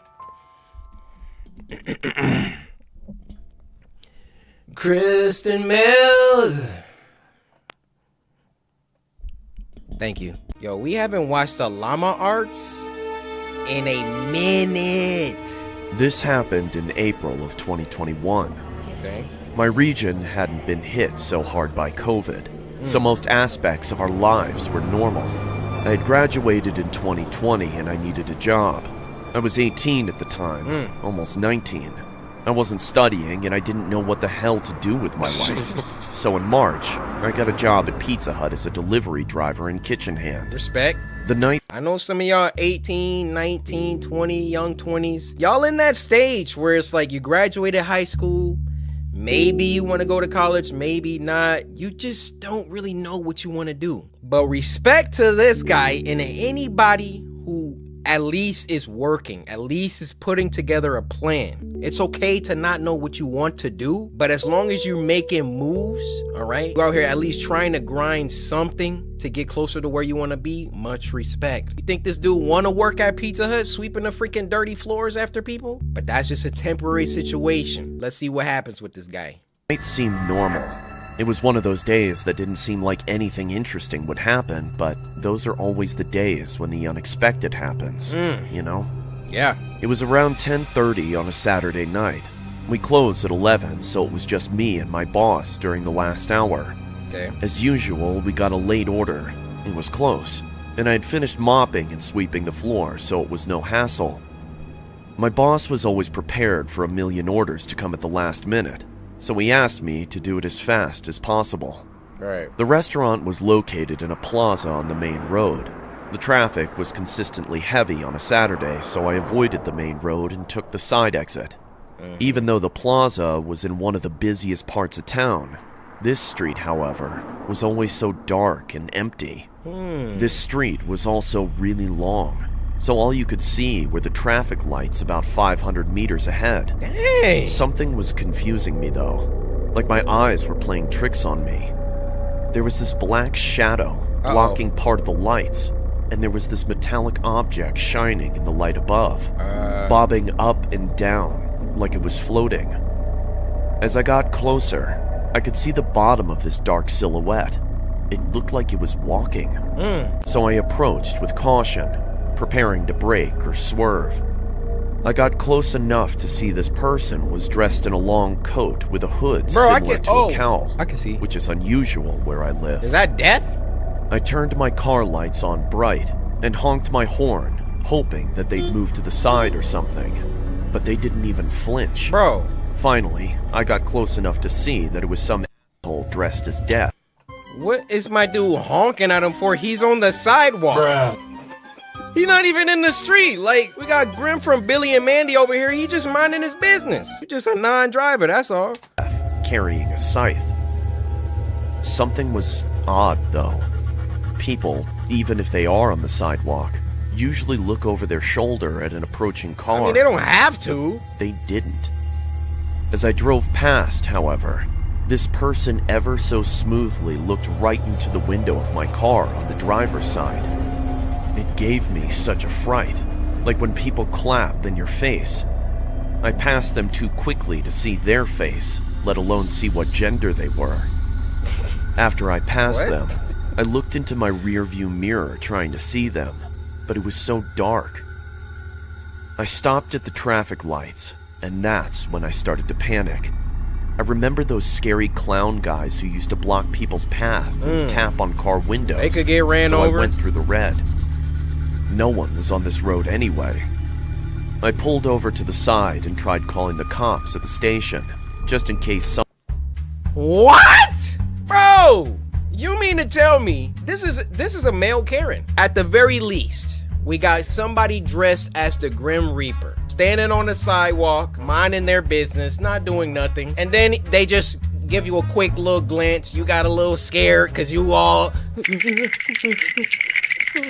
If you would have just kept your eyes on the road to begin with, you probably wouldn't even seen them, much less paying like 99% of your attention to them. Now you gonna call the cops? This is crazy so far. Somebody hits them, but no one answered. I remembered my boss told me to hurry, so I just went on with the delivery. Deliver your pizza, bro! I got to the house and parked on the side of the road, and I gave the people their pizza. It's always awkward handing over the pizza in silence, so to make conversation, I told them what I saw. Bro, this protagonist delivering a pizza? What do you mean it's awkward? Bro, take your freaking pizza. Yeah, that'll be $17.84. Take the money, go. This dude was like...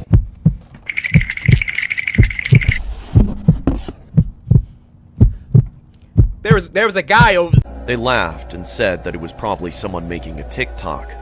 I laughed as well. I guess it was a pretty good prank. Bro, I got in my car and went to start it, behind home, but I couldn't find the keys. I checked outside my car as well, but I couldn't find them. I searched for ages, but no luck. I started to panic and kept thinking about that person I saw on the street. I jumped into my car and locked it from the inside. I almost started crying when I heard jingling.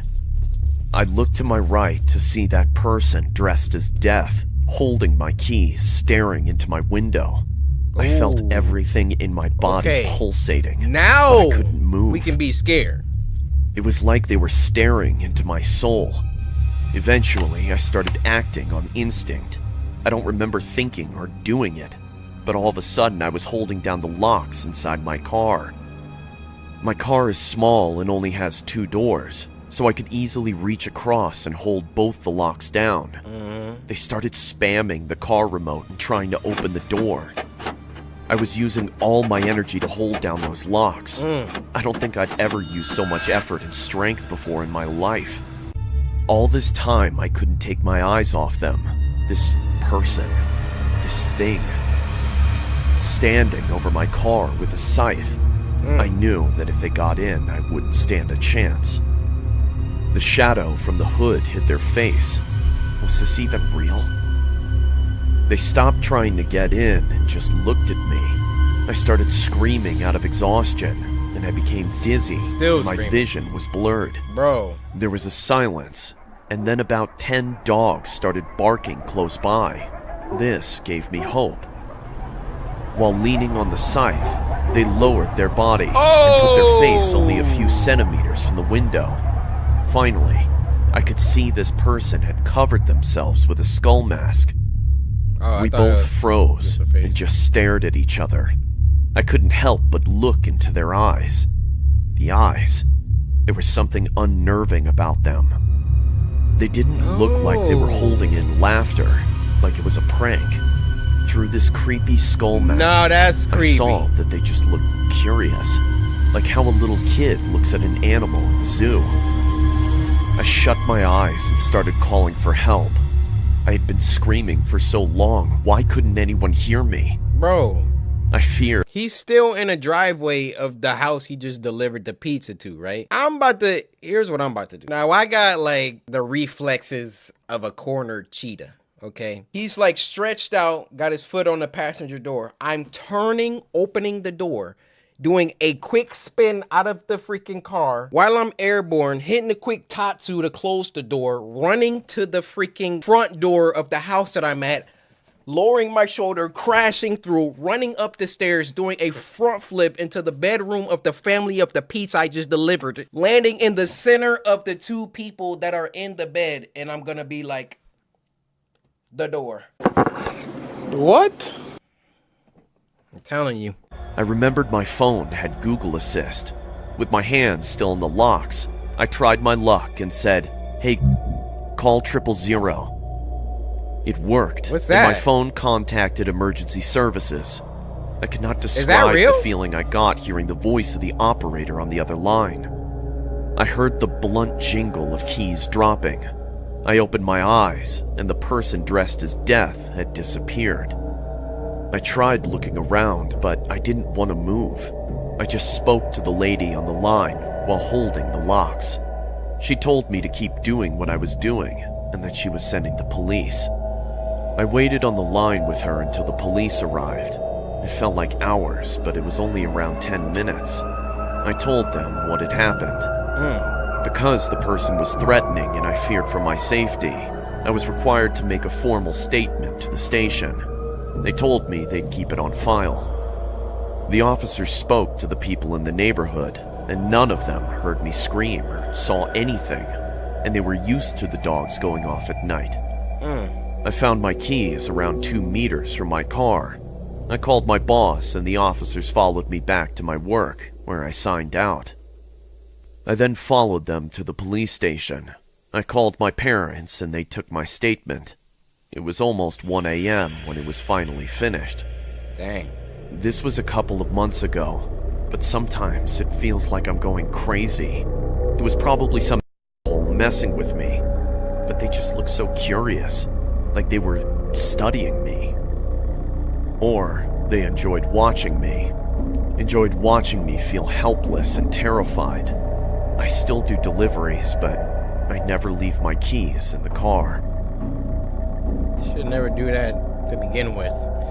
Wow, that was kind of crazy. You know, the whole time I was thinking it was like a supernatural thing. I don't know why the cloak, and when he was first driving up on it, I thought it was like death. But it was a guy in a mask. If he wanted to like kill this guy so bad, why didn't he just break the window of the car? And why did he want to kill him so bad to begin with? Probably because he wasn't minding his own business.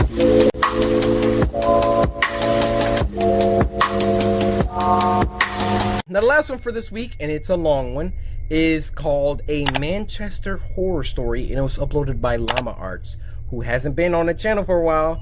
How you doing, Llama Arts? Hope you've been well. Now this was sent to us by Sierra over on Twitter, who said, "Hello from Brunei." Brunei? Yo, we out here? Samurai, freaking stand up. We're in Brunei. I watch your Spooky Scary Sunday every Sunday and am your biggest fan. Well, Sierra, thank you so much. Samurai, we really out here, ain't we? But at the same time, we still slept on. Ain't that crazy? A Manchester Horror Story. I'm probably not gonna pause. This is a story about how I became a 30-year-old male who is secretly afraid to be outside after dark in cities. He's agoraphobe? I live in Manchester, in the UK, and it's widely regarded as a relatively safe and multicultural city. Good transport, friendly locals, and plenty to do. Okay. I don't live there anymore, but I'm proud to be from there, and I will always have one hometown. This took place in 2016, and at the time I was working for a company that hired me to work on contracts. You know. So 4, 6, sometimes even 8 months abroad, and then 2 or 3 months at home. So when I was home, I made sure to see family and friends as much as possible, whether it be meeting and playing video games, a drink at the bar, playing sports, or traveling together. The incident took place when I was on my way home after a night out drinking. What the freak? And I write this 4 years on since it happened. I still have PTSD from the incident, And think of this as my way of telling you all to be careful out there. Okay. As well as this being an opportunity for me to talk about it. Gash on his hand. Those who know Manchester know about its quite frankly amazing tram system. It's affordable and easy to understand. Right. There is a tram station right near to my apartment, just outside the city center. I had been back in the country for 7 days and arranged to meet my friends in the city for a reunion of sorts. Nice. Drinking, dancing, and catching up. You know how that goes. Yeah, I do. It's important to note at this point that at the time, there was a homeless gentleman that adopted the tram stop near my apartment as his own. Okay. He would always sit at the top of the stairs leading down to the platform, and whenever I used the tram, I would always see him without fail. It had even gotten to the point where we exchanged a friendly nod to each other every time. Cool. But this time, on the way to the city to meet my friends, everything changed. What happened? On any normal occasion, he would be sitting under the shelter at the top of the stairs, either asking passersby for money or just saying hello. But as I approached the top of the stairs, around 20 to 30 meters away, I saw him, and he stood up straight, almost too straight, with his chest out, just glaring right at me I'm in going the the other way. menacing way. Going the other way. His brow was furrowed, his jaw was clenched, and he was breathing heavily. Okay. I could see his chest rising up and down with speed from now 20 meters away. Ugh. Maybe drugs was involved or something had angered him. Yeah. Why me? I thought. Bro. Now, I'm not the biggest guy in the world. I'm 6 foot and athletic, but I don't believe violence is 6 foot and athletic? Yeah, I'm not the biggest guy in the world. I'm only 6 foot. If you 6 foot getting bullied, try again. You're doing it wrong. I'm not the biggest guy in the world. I'm 6 foot and athletic, but I don't believe violence is the answer in any case. Hey, I too, but I'm sometimes you gotta resort to it. At all, right? The way this guy looked at me sent shivers down my spine. I immediately looked down after we made eye contact, and then looked ahead, because I thought maybe it was just a glance from him. I'm looking at you dead in your eyes. I looked back at him again, when I was even closer and his eyes were still on me. Whoa! This time they were wide, and he looked unhinged like he was ready to attack. I looked away again. Y'all know what time it is. When I get into this stance, somebody about to wake up on a drug. What you think, I'm supposed to be scared of you? Huh? Corvette. Because at this point, I felt I had to ready and prepare myself for a potential confrontation with this guy. Get ready. Don't when look I was away, close man. to him, I looked back again, and he took a step forward, watching my every move, looking me up and down as if he was assessing my weaknesses. As I approached the top of the staircase, he was turning his head as I moved. I knew that this was not normal behavior from him, or anyone for that matter. I thought I have to address this, because he's freaking me out. You're already past so I him. stopped, met his gaze, and pointed my body towards him just before I went down the stairs. Okay. And I calmly asked him, "Is everything okay, mate? Can I help you with something?" Nothing. I got absolutely nothing as he looked into my eyes. I could hear his fast breathing at this point through his nose, and he looked like he was having some sort of episode. So I moved on and quickly went down the stairs. Get out of there, man. What the f has gotten into this guy? I thought. I almost felt bad for him. At the halfway point of the stairs, I looked behind me to see him standing at the top, looking down. You feeling directly froggy? at Then me leave. again. I could only describe the look he gave me as bone-chilling. He looked like a predator that had found his prey. I kept moving as I didn't know if this guy had a weapon or what his intentions were at this point. When I got to the bottom of the stairs, I turned around again. And to my shock, he had walked 4 to 5 steps down, still standing and glaring at me with the same disturbed and angered look. He was clearly stalking me now. Yeah. I could feel my heartbeat in my ears, and sweat was forming on my forehead and palms. Luckily for me, the platform was very busy, and the tram I needed to catch was approaching. So I quickly immersed myself amongst the crowd of people getting onto the tram and found a seat. Bet. Wouldn't you know it? Simpsons. When I sat down and the tram started moving, I looked back towards the bottom of the staircase, and there he was, just glaring at me with this horrific, sinister grin on his face. Who wronged you? I did not feel safe. The entire journey to the city, I felt on edge, anxious, and all I could do was think about that guy. When I eventually got there, my friends automatically picked up on the fact that I seemed a little off. Yeah. So I told them about the situation I was just in, which they just dismissed, saying that I was probably just being paranoid and that he'll be gone by the time I get back home. Well, why don't you come with me then? I agreed with them because I realized that he is usually only there during the daytime, so I enjoyed the night. We all drank, laughed, and even met some cute girls. Before I knew it, I was hammered, to the point where I had to look at my phone with one eye closed. My balance was off, and I felt like I could throw up at any second. It was around midnight and time to go home, so I said goodbye to my friends and arranged to meet the next weekend due to the success of this one. The last tram was approaching, and I had to run drunk as a skunk to make it in time. I got onto the tram, and when I got a seat and caught my breath, I remembered what happened at the tram station on the way back to the city. I felt sober suddenly, and I was honestly on the verge of an anxiety attack, until I remembered that I never usually see the guy late at night, which was comforting for the remainder of my journey. The tram arrived at my stop, and I got off. I just stood there for a second, surveying my surroundings. The platform was empty. The skies were clear, although dark. The air was warm, and the only sounds were the nearby traffic and the tram leaving the platform. I remember it like it was yesterday. I looked towards the bottom of the staircase and the platform leading to the street, and I took a deep breath. I approached the stairs and looked towards the top. Much to my relief, he wasn't there. He laying down up there, so you can't see him. Stage 2 was easy. Get to my building, which was about 150 meters away from the stairs. Okay.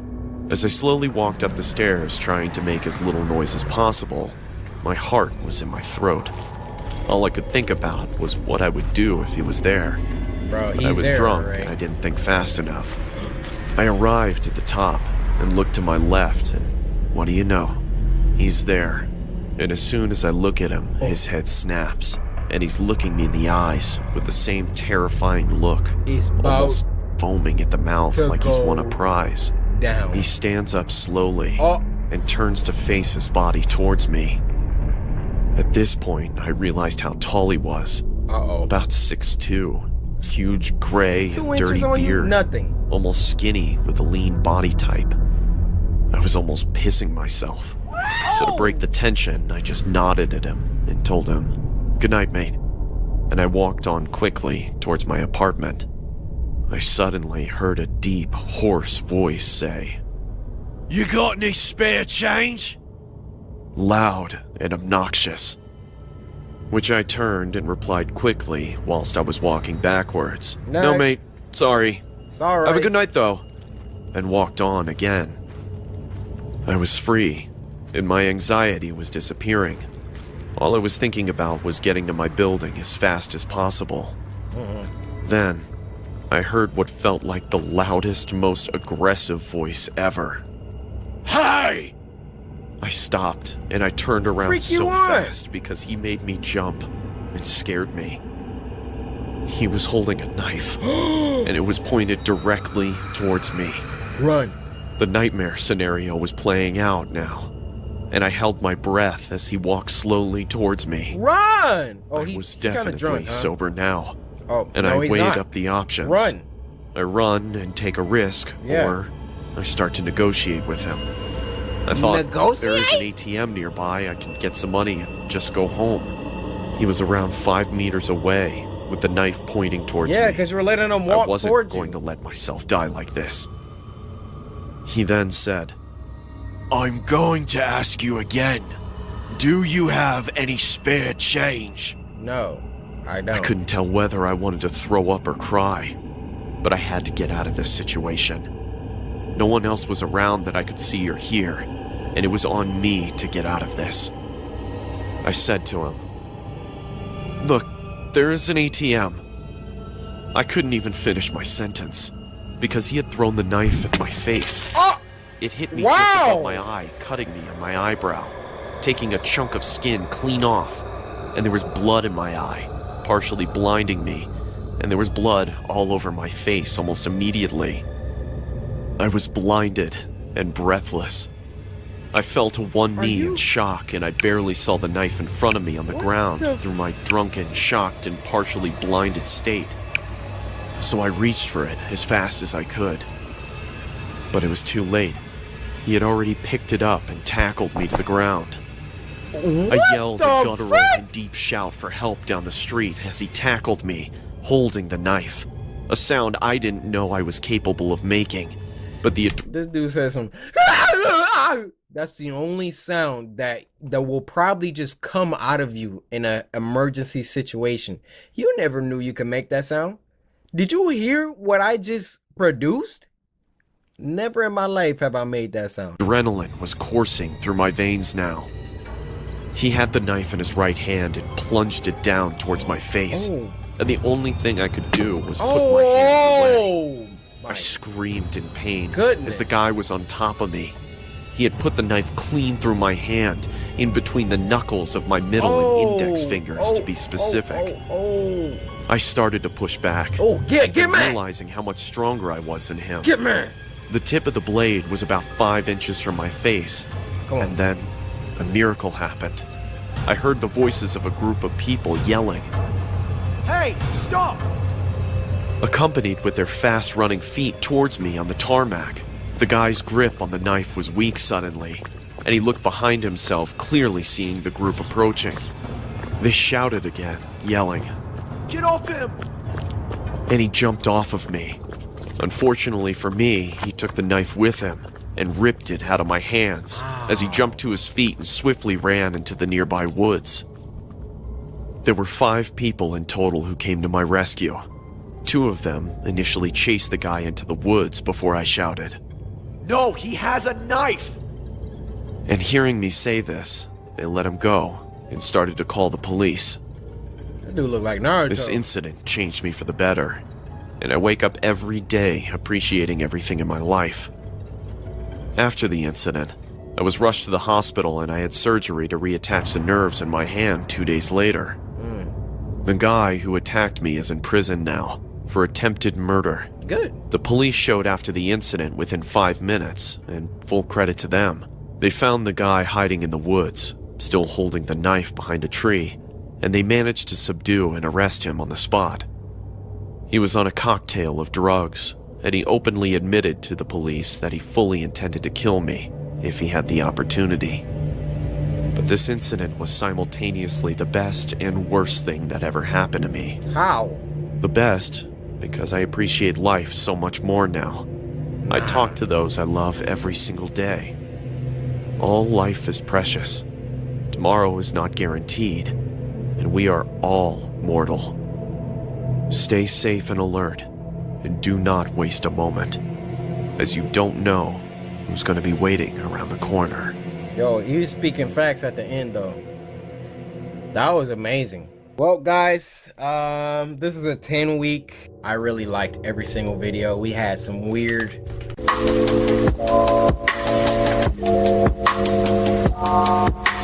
Now, this first one is called Sleep Tight, and it was uploaded by Meat Canyon. Y'all know who that is from last week. Now, this was sent to us by Potato Chip. I'm not kidding. A potato chip. An actual potato chip sent this in. So thank you, Mr. Potato Chip. I'm sure you taste delicious. Pause on that. Just looking at them, like, Meat Canyon's art, it's just like... Mommy? Like, look at the teeth. Where do we go when we sleep? Well, you stay right here, sweetie. No, I mean, when we close our eyes and have dreams. I'm not sure where we go, Jeremiah. Okay. There will be a night when there are no more dreams. When you gasp for air. Okay, Mommy, I think that's enough. Yeah. Oh, but the air won't come, Jeremiah. You choke and grab hold of anything near you tightly, so tight, because you know This is the point. Okay, I'm ready for night-night now. Right! This is the point where the roller coaster goes over that hill, and you're afraid, aren't you? Very. Well, very. Pray that this night is not your night, son. Yo. Oh my! Oh, but Jeremiah, don't ever forget. That hill is just on the horizon, and one day you will have to walk that mighty hill. Mommy, are we going to Bryce's birthday party tomorrow, Mama? Sweet Mommy? Of course, sweetheart. Sleep tight, my little angel. Oh! I was looking at that.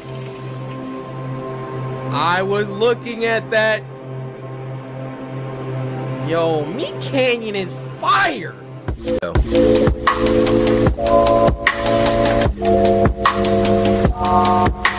First video of this week is called Kitty, and it was uploaded by Meat Canyon. Now this was sent to us by Wild EJ West, who said this one literally just came out. Hope you're ready to get your childhood ruined again. It's a Meat Canyon video with frick you think you thought. This is what we signed up for. Now, do I like getting my childhood ruined? No. Am I gonna stop watching Meat Canyon videos? No. Incoming call. Hi, Kitty. Wanted to start this session off by saying thank you for being my top contributor to my OnlyFans. Sully from Monsters Inc. subscribe to our OnlyFans.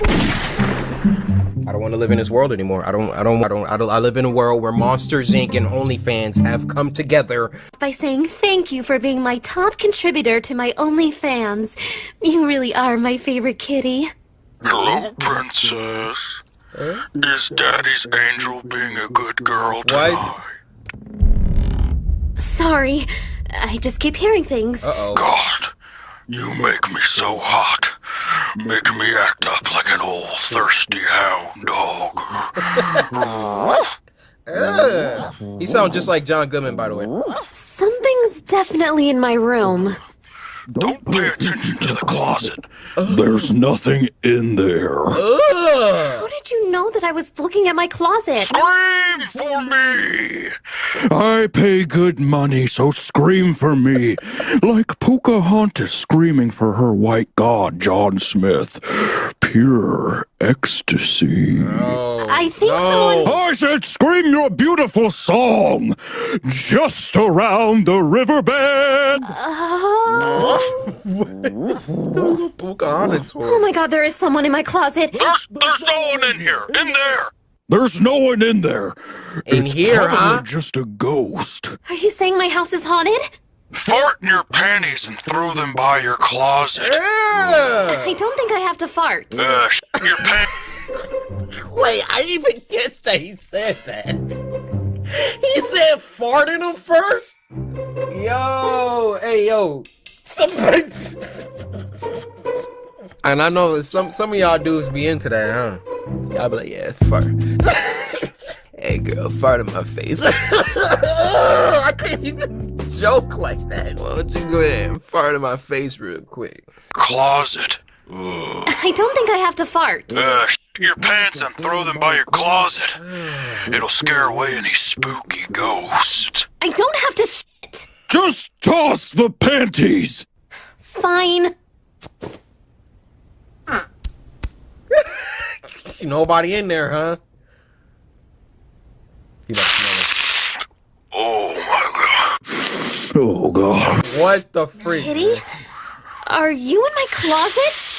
He holding the panties you just threw. What do you think? I'm so far away right now. Oh! I know you're in there. What the freak was that? Get out of my closet. No. Oh my god. Kitty? Hello? Boo. Get the f out of here! Okay. Are we still on for our call next week, or...? Get out of here! Okay, alright. To the spoils go the victor. Mikey is in the curtains. Hello? I want you to fart in your hand and eat it like a sandwich. Oh my gosh!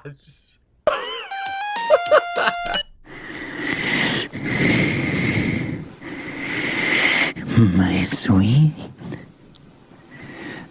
princess, baby.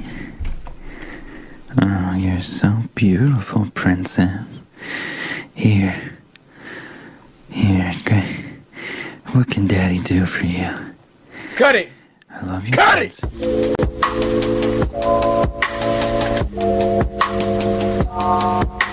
Now this next one is called Kitty Cat 96 and it was uploaded by Bune. Now this was sent to us by, yeah. And they said this one's kinda spooky, so, if it's not, I'm coming for your back meat.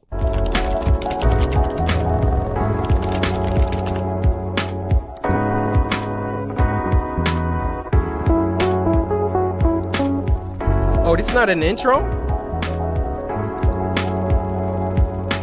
I can't read any of this. Please post a new video. New video? This is you guys writing to me.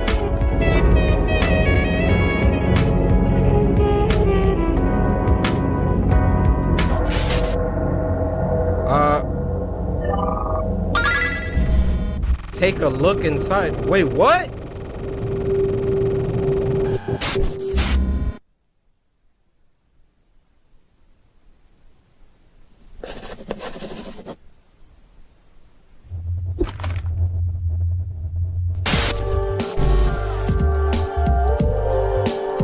Huh?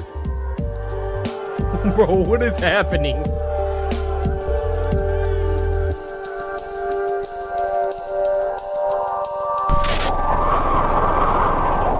She made a copy of herself. There can only be one?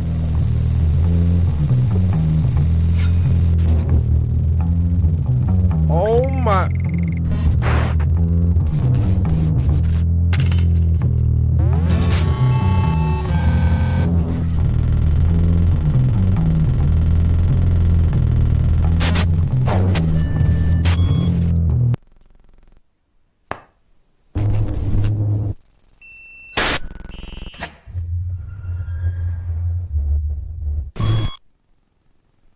Oh.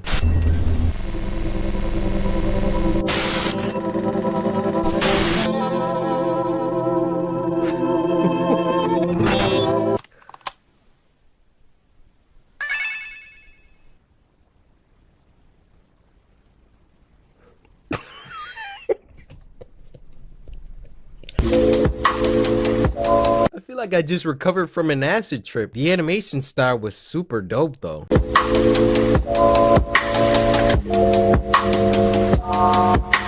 Now this next one is called Bottle Cap POV. It was uploaded by True Horror Stories POV, which means you know you gotta do it. Gotta do it when you watch these ones. Hold up, that lighting looks cool, dude. Look like I'm in a music video. Now this was sent to us by Pierce Delori, who said, "Hey Corey, you should check this one out. I would appreciate it if you gave my cousin Yvette a shout out and a Nutri-Grain bar, please." Yvette. Mana siap kau? Angkat telefon lah, Syul. Oh shoot. At the tone. That Android sound effect for this iPhone.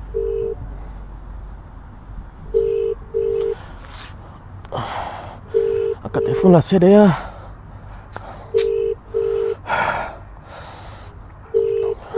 She's not picking up, bruh. At the tone, please record your message. Siap voicemail. Hei, kau kat mana? Aku dari tadi kat sini tau. Aku pergi rumah kau tak ada. Kau gimana ni? Jangan buat perangai lah, siap. Apa benda siap tu? It's just a cat. Hopefully. Apa siap? Sounds like somebody dropped a pencil. Betul lah aku pula. Mana siap kau dah ya?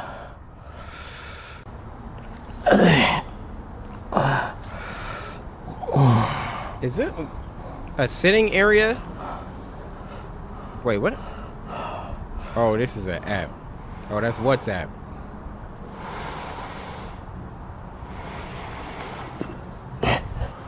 Ooh. There. B. That don't look like no dare. Look like a bruja. But he gonna turn his back. Angkatlah siul. Penat siap aku kau.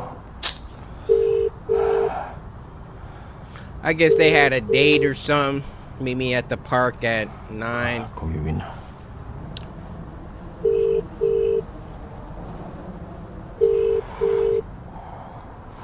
Bro, I'm getting real nervous. Eh, kau pun tak angkat telefon? Kau pun sama lah, Win.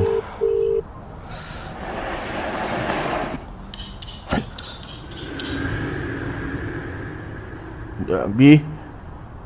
Babe, what? Daya. You know dang well I wasn't no babe. Apa sih aku nampak?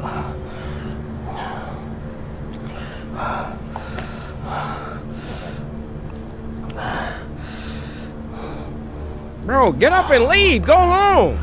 Why are we still sitting here? Yeah, Pepto-Bismol? Eh, jatuh lah. Nah, you threw that down.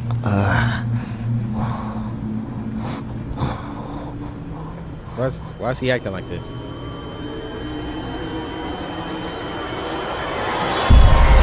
Hey.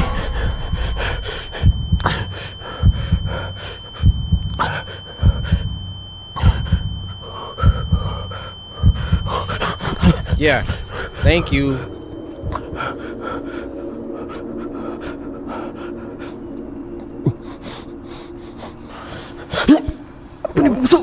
Oh, I thought somebody. Wait, what? Accidentally what? Oh.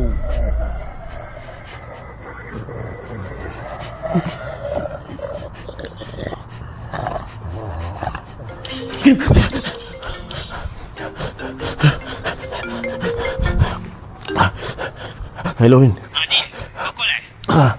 Aku kau. Asal ni? Kau okey tak? Tak apa. Kau kat mana? Aku dengan Di. Kau kat mana? Aku kat daerah rumah Daya. Apa cerita ni? Aku ni kami help lah. Asal macam rabak ni? Datang sini. Kau kat mana sekarang? Aku kat bawah blok gini ni. Bawah blok Daya? Kau tengah ada problem ke? Tak. Memang ada problem lah. Tapi tak apa, aku datang sini lah. Cepatlah. Okey, kasi aku hantar Di. Lepas tu aku gerak sana. Okey. Okey, kau tunggu aku. Okey.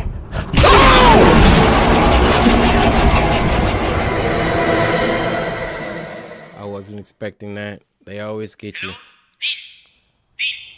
Kau okey tak? Hello? Kau okey tak? Deal dead. Hello? Kau okey kan tak Sunyi? Hello? Di. Kau okey tak? Hello, Win. Kau okey tak? Aku okey. No, I'm not okay. Help me. Kau okey tak? Aku okey. Hello? Kau okey ke tak? Aku okey. Kau okey tak? Aku tak dengar apa? Hello? Kau okey tak?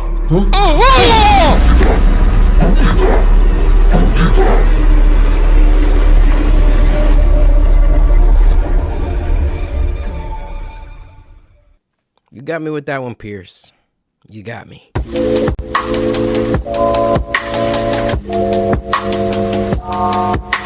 First video of this week is called Toast, and it was uploaded by the geniuses over at Deformed Lunchbox. If you guys can recall, they made the video Sandwich, or Make Me a Sandwich or something like that. That video was awesome. Now this was sent to us by Devin70, who said, I'm scared of this, man. This vid made me uncomfortable. Yeah, I think a lot of their videos have that effect.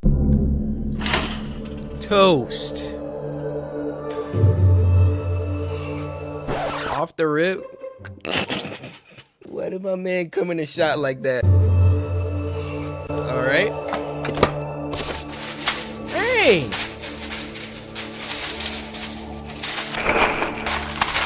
Bro, relax! Yo! My dude, listen! Too much ferocity!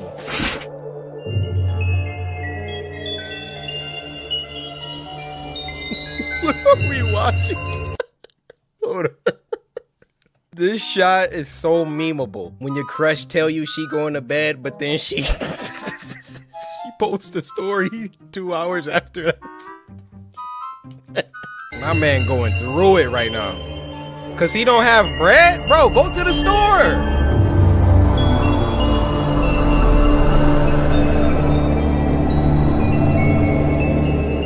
Oh, he just got a bad idea. Oh, dude, don't put your hand in the toaster. That your hand is not bread. Who got danger glue in the...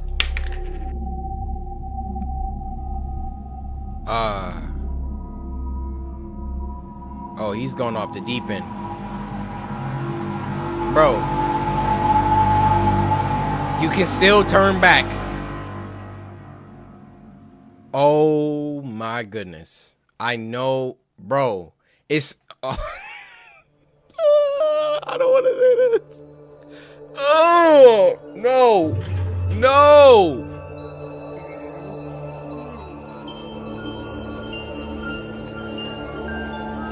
Oh my goodness. Oh.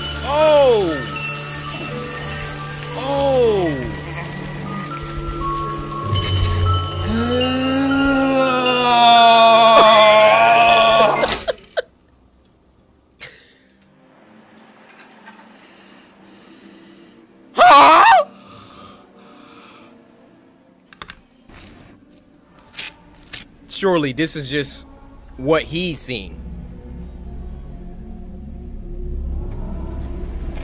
Oh.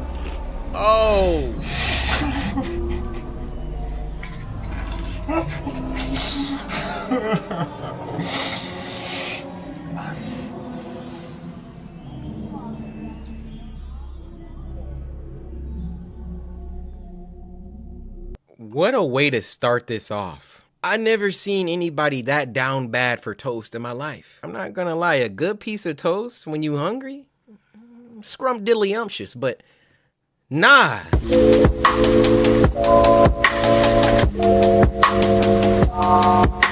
The next one is called Telepresence, and it was uploaded by Lone Visionary. Now, in a twist, this was also sent to us by Lone Visionary, who said, "Let me get 4 of those bars. Fire after you see this." Mr. Visionary, I'm not sure if you're referring to Nutri-Grain bars, because you know we got those on deck, baby. So I could give you 4 of these. Hold up. I mean, you really gonna have to open wide for this one. This is like a 5-incher here. Huh? Bottoms up. All right, Lone Visionary, sitting in your own short film. Let's go. What's up, YouTube? It's your hostess with the mostest, CPU Genius, and we're back again. This man about to hit us with an ad in his... Oh, it's a commercial in the film. What's up, YouTube? It's your hostess with the mostest, CPU Genius, and we're back again with another tech review from the wow. headset from you know who. This new VR headset has been completely upgraded from last year's model with new. Oh, got the FNAF in the back? Okay. Way more easier to set up, new hardware. It's just an all-around great gaming experience. This headset also works off of Android APK, which allows you to jailbreak it, but I do not recommend it. This new VR headset comes loaded with new games. What?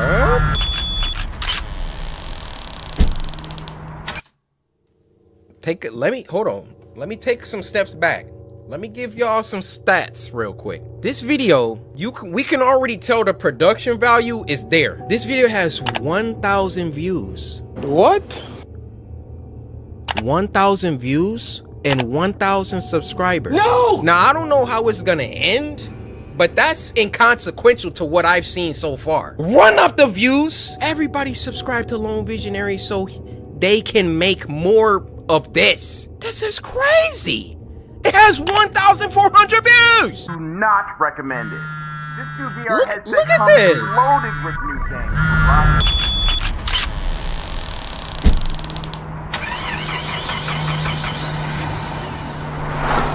This is fire. Sound, the shot, the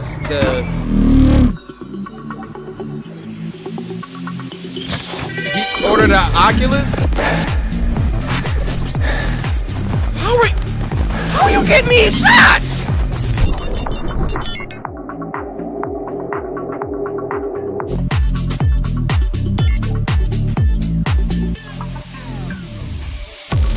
Hey, coryxkenshin, man on a mission.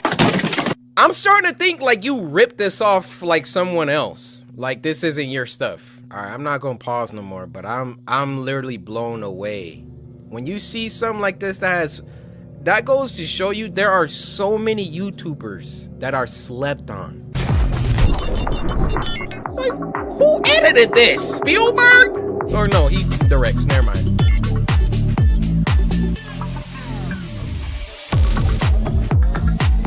Okay, he playing his, he on his VR. Bro, we gotta get some more VR on the channel. It's been too long. Help wanted? Like, slice that like button. Motivate your boy. What's going on?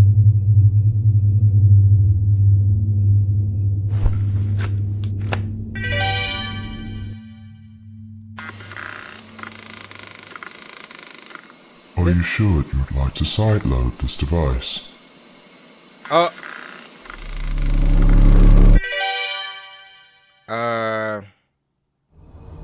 don't think that was good. Whatever just happened.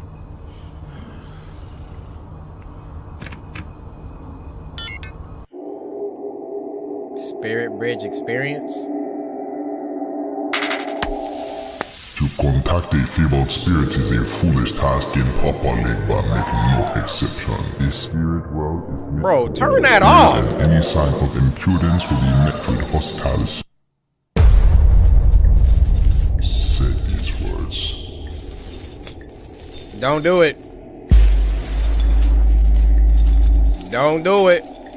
I'm dang near don't want to read it. I'm putting my hand up. Papa Legba. Lovre Ote yoked with T. Next. Do you have an offering?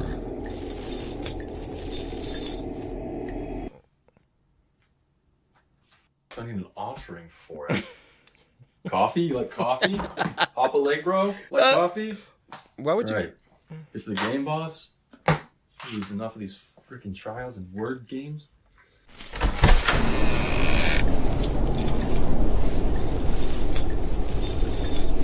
This is crazy, man. Ah, you son of a... You ugly...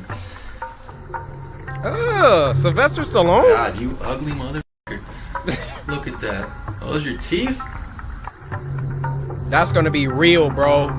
That's standing right in front of him. Is there really not a game? And of course you know new technology is not going to come without its own set of bugs. There's been reports of Crashing and data moshing and... a lot of other things. Oh! CPU genius, you alright?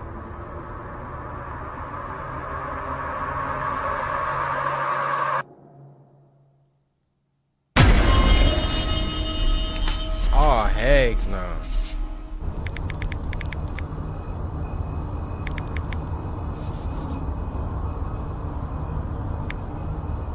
Yeah, he's in it now. He's cursed.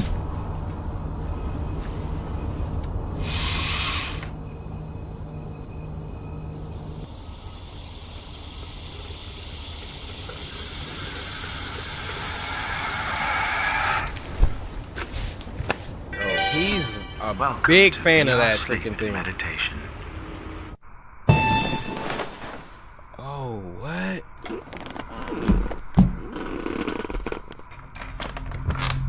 So do y'all think he's in the headset right now, or this is real life?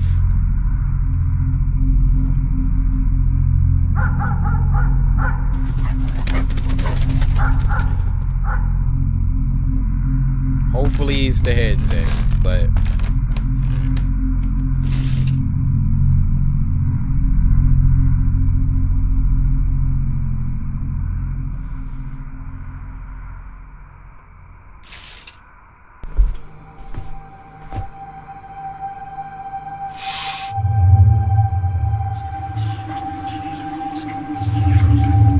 oh!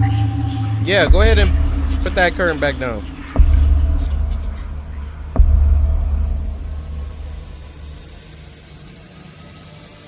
Oh, heck no.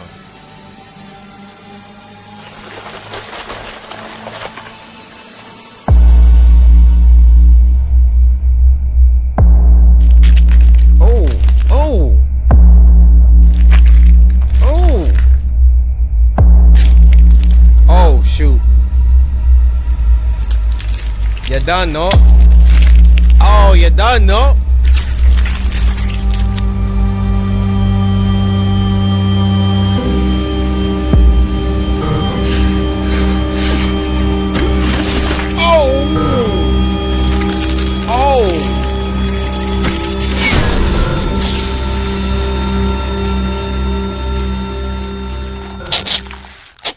Might have to do a censor on that.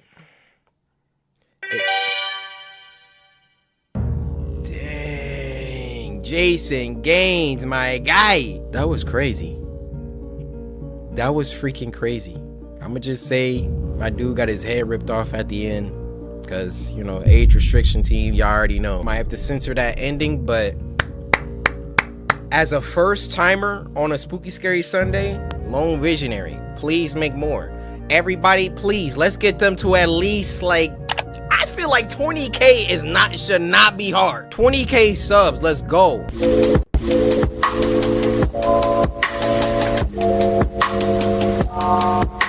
This next one is called Entered Unchained, and it was uploaded by Golden Lane Studio. They make these crazy FNAF animations. Now this was sent to us by Illuminix, who said, hope you enjoyed the animation, so hopefully I will.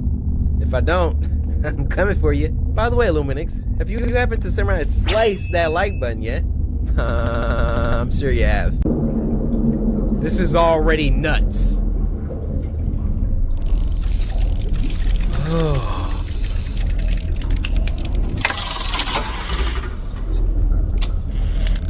This is professional, dude. This is professional.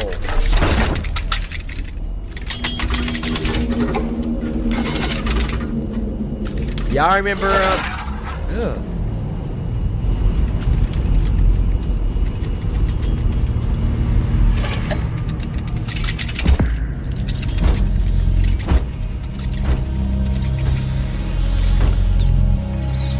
Yo, which one was he? He was in Pizzeria Simulator, right?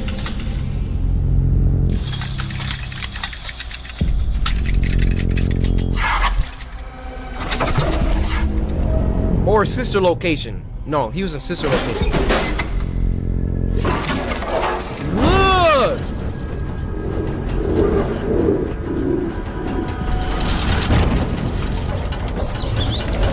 Bro, they even animated rats. Oh, you're dead.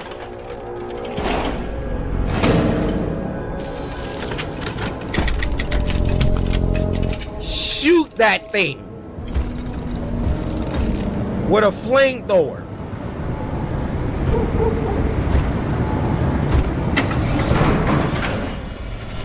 Oh, he said, damn. Why would you show yourself to that thing?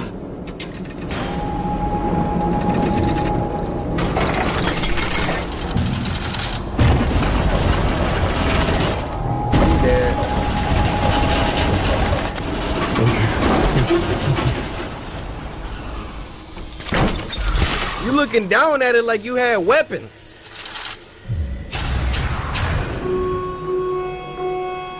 Oh, he got a little heater.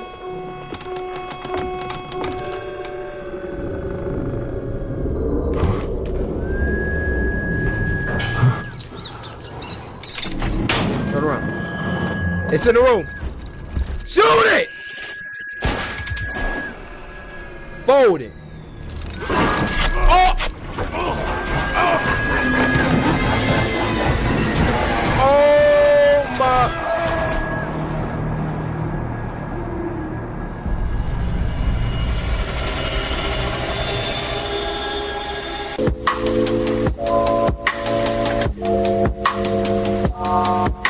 Alright, so I told you guys in order to send me scary stories for Spooky Scary Sunday to go on Twitter, hashtag SSS, Spooky Scary Sunday, at me, at coryxkenshin, and then drop the link to the story. First ever samurai recommendation comes from Wolf of Fry with a story called Who's Hungry? I don't like it already. I don't like it already.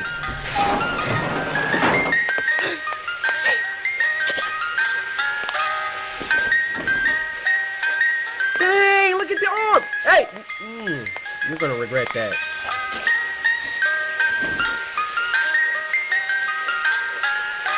Ah, it's not a good idea. It's not.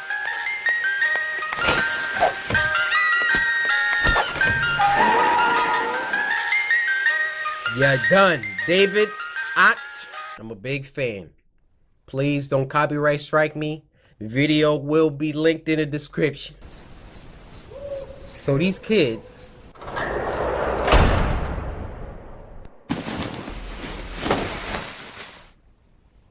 oh my. Oh.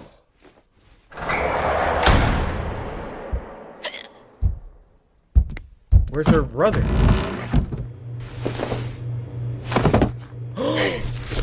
Oh! That was the last victim! Oh, he's frozen. He's done.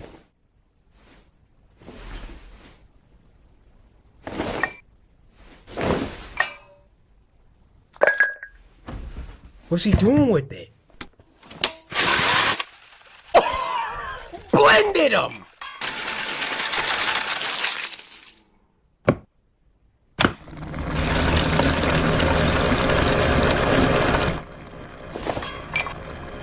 You gotta get out of here. This is on some Little Nightmares right now.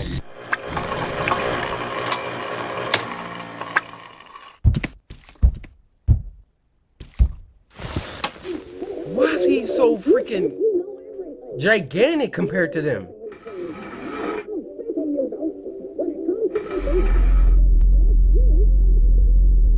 Uh-oh.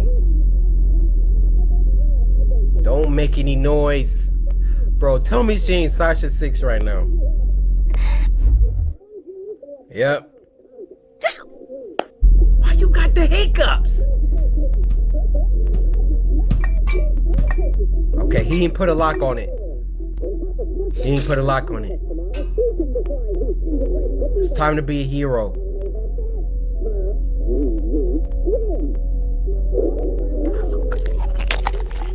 He literally eats kids. We need a distraction. Nope. Don't hiccup. Don't hiccup. Oh, is he going for the kill?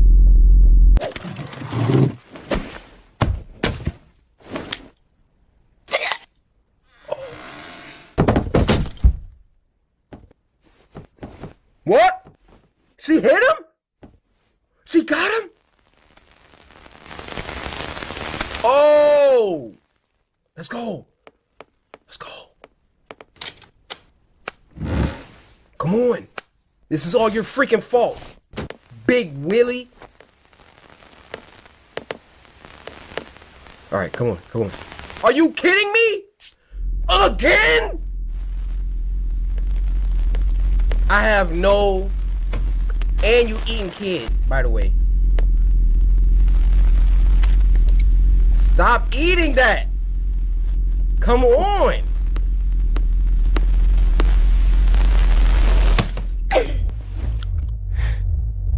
Oh.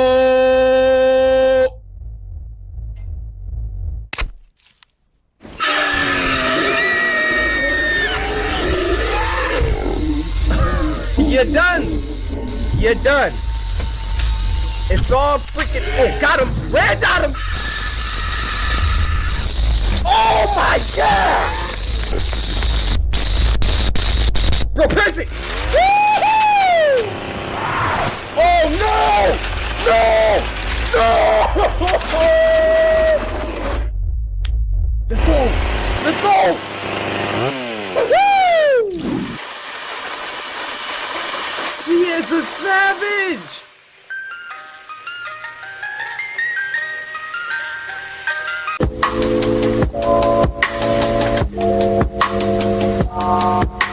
Alright, so the first Crypt TV film we're watching is called A Door in the Woods.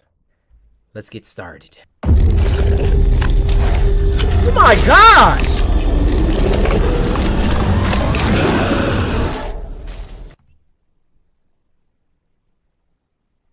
That's how we starting this? Why that thing look like a liquor from Resident Evil? Then my guy was just... I ain't gonna say what it looked like was happening to him. I mean, y'all know what I'm talking about. And then even... What the freak? Brutes, come out of your hole and beat the living black as coal. Carrie, we've been watching for like an hour. Are you sure this is the way? She knows where she's going, Ben. Brutes, go back in the hole and spare the living one more soul. Stop it, Max. Yeah, man. Should we really be doing this? There's a reason the story tells us to stay away from it. Right? Carrie's dad is in the high order, Ben. I think she would know. Carrie. Oh. So I ain't gonna be pausing it. I just want to comment on the production value. Like production value, just like Pandories, Halloween. Pandories, pan pizza fellas. My pan pizza's #1. I'm running back. Everybody pay attention. I ain't pausing no more. Stop it, Max. I probably will. Should we really be doing this? There's a reason the story tells us to stay away from it. See what y'all doing, right? man. Carrie's dad is in the high order, Ben. I think she would know. Carrie. Probably just the story, Ben. Don't pee your pants again. Look at him. Yeah, I peed my pants. So what, guys? See, y'all out there doing something y'all know y'all not supposed to be doing. What? It's chained for a reason. Who's going to open it? Freaking cretins. Not me. You see, ain't no black kids. All right, it's not about race, Corey.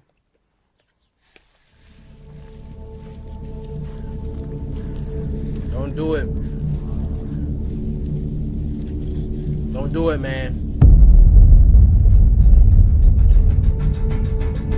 Kids, they be doing the dumbest thing.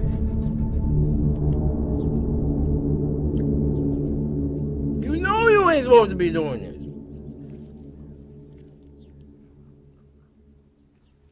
I like this little hipster cut, though. I knew he wouldn't do it. Hey, Ben, Carrie said she'd give you a kiss if you do it. Shut up, Max. No, I didn't. I mean, I like him, but I didn't say that. You still have a chance. Rest in peace. These kids is done. Oh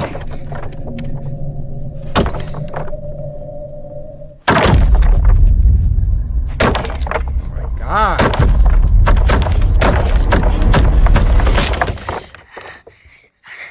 Oh! At least he tried. Maybe if you're nice enough, it'll just open by itself. No! Oh! Yeah, Ben, did he try asking it? How did the wind blow like that? His blood... Please, brute, come out of your hole and beat the living black as coal. Yeah, eat him first. I'm tired of him.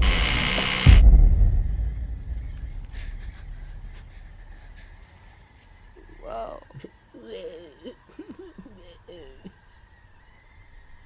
Just get out of there. Are you going to open it? You... What? Getting frustrated, guys. Getting frustrated. Don't do it. You still have a chance. No.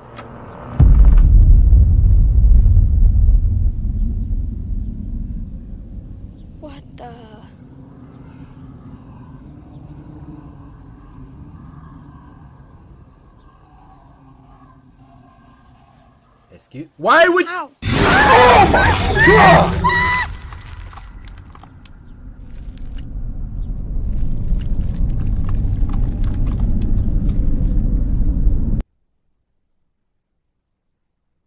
It sounds like they stirring macaroni and cheese in there. Ben? Oh my gosh! Can they show that? Oh! Yo! Look at him hawking him! Who run the slowest? Who run the slow? Oh my god! Bro, they are showing kids!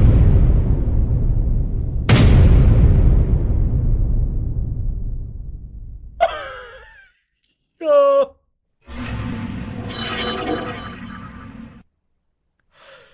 They're showing kids? Bro, I thought it was an unwritten rule, okay? You can't kill kids. And if you do, like, you can't show it. Like, I wasn't expecting that.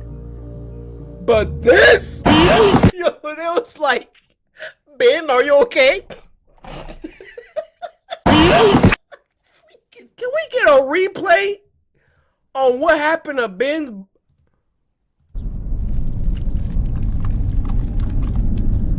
Stirring the mac and cheese. Yo, they freaking ragdolled them.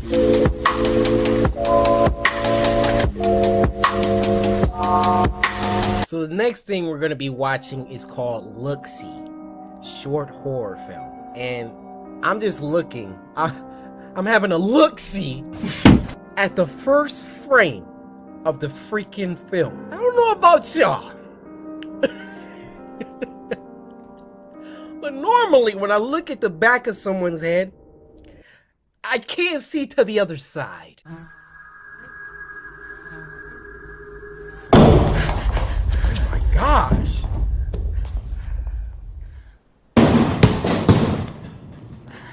What you kicking the doors down for? If you yourself cannot release it, then it will come to take a piece.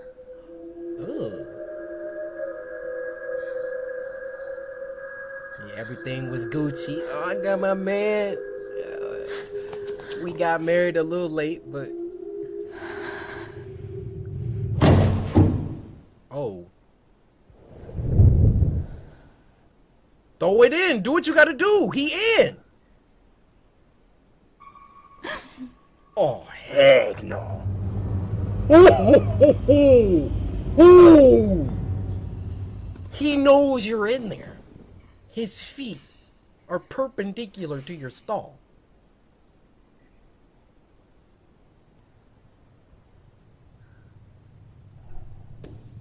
Don't try. Don't even try. Look at him. Why would you do that? Oh my.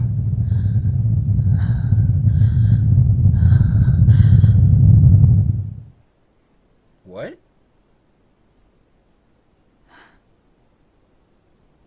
Okay, get out of there. Oh my gosh, please. Oh! Oh!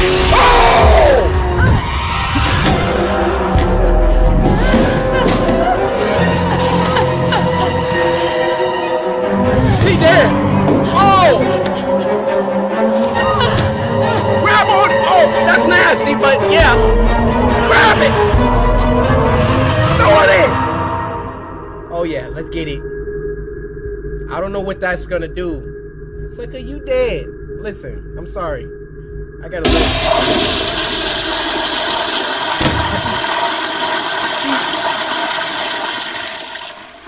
Is that one of them toilets? Automatic flush? You know, that's so gross too. Is she touching on the toilet? Ugh.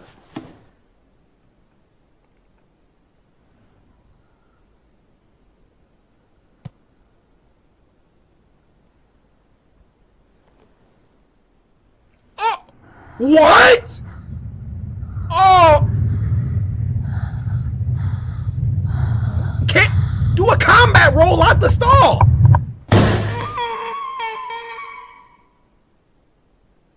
wanted that.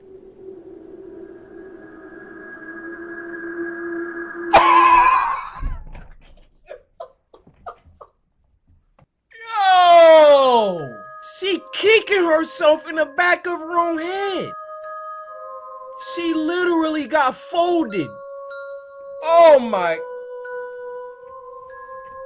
Bruh, if any of y'all, I bet the bottom dollar, none of y'all can do that, alright? You would need years of training with the Buddhist monks in the Himalayan mountains. Yo.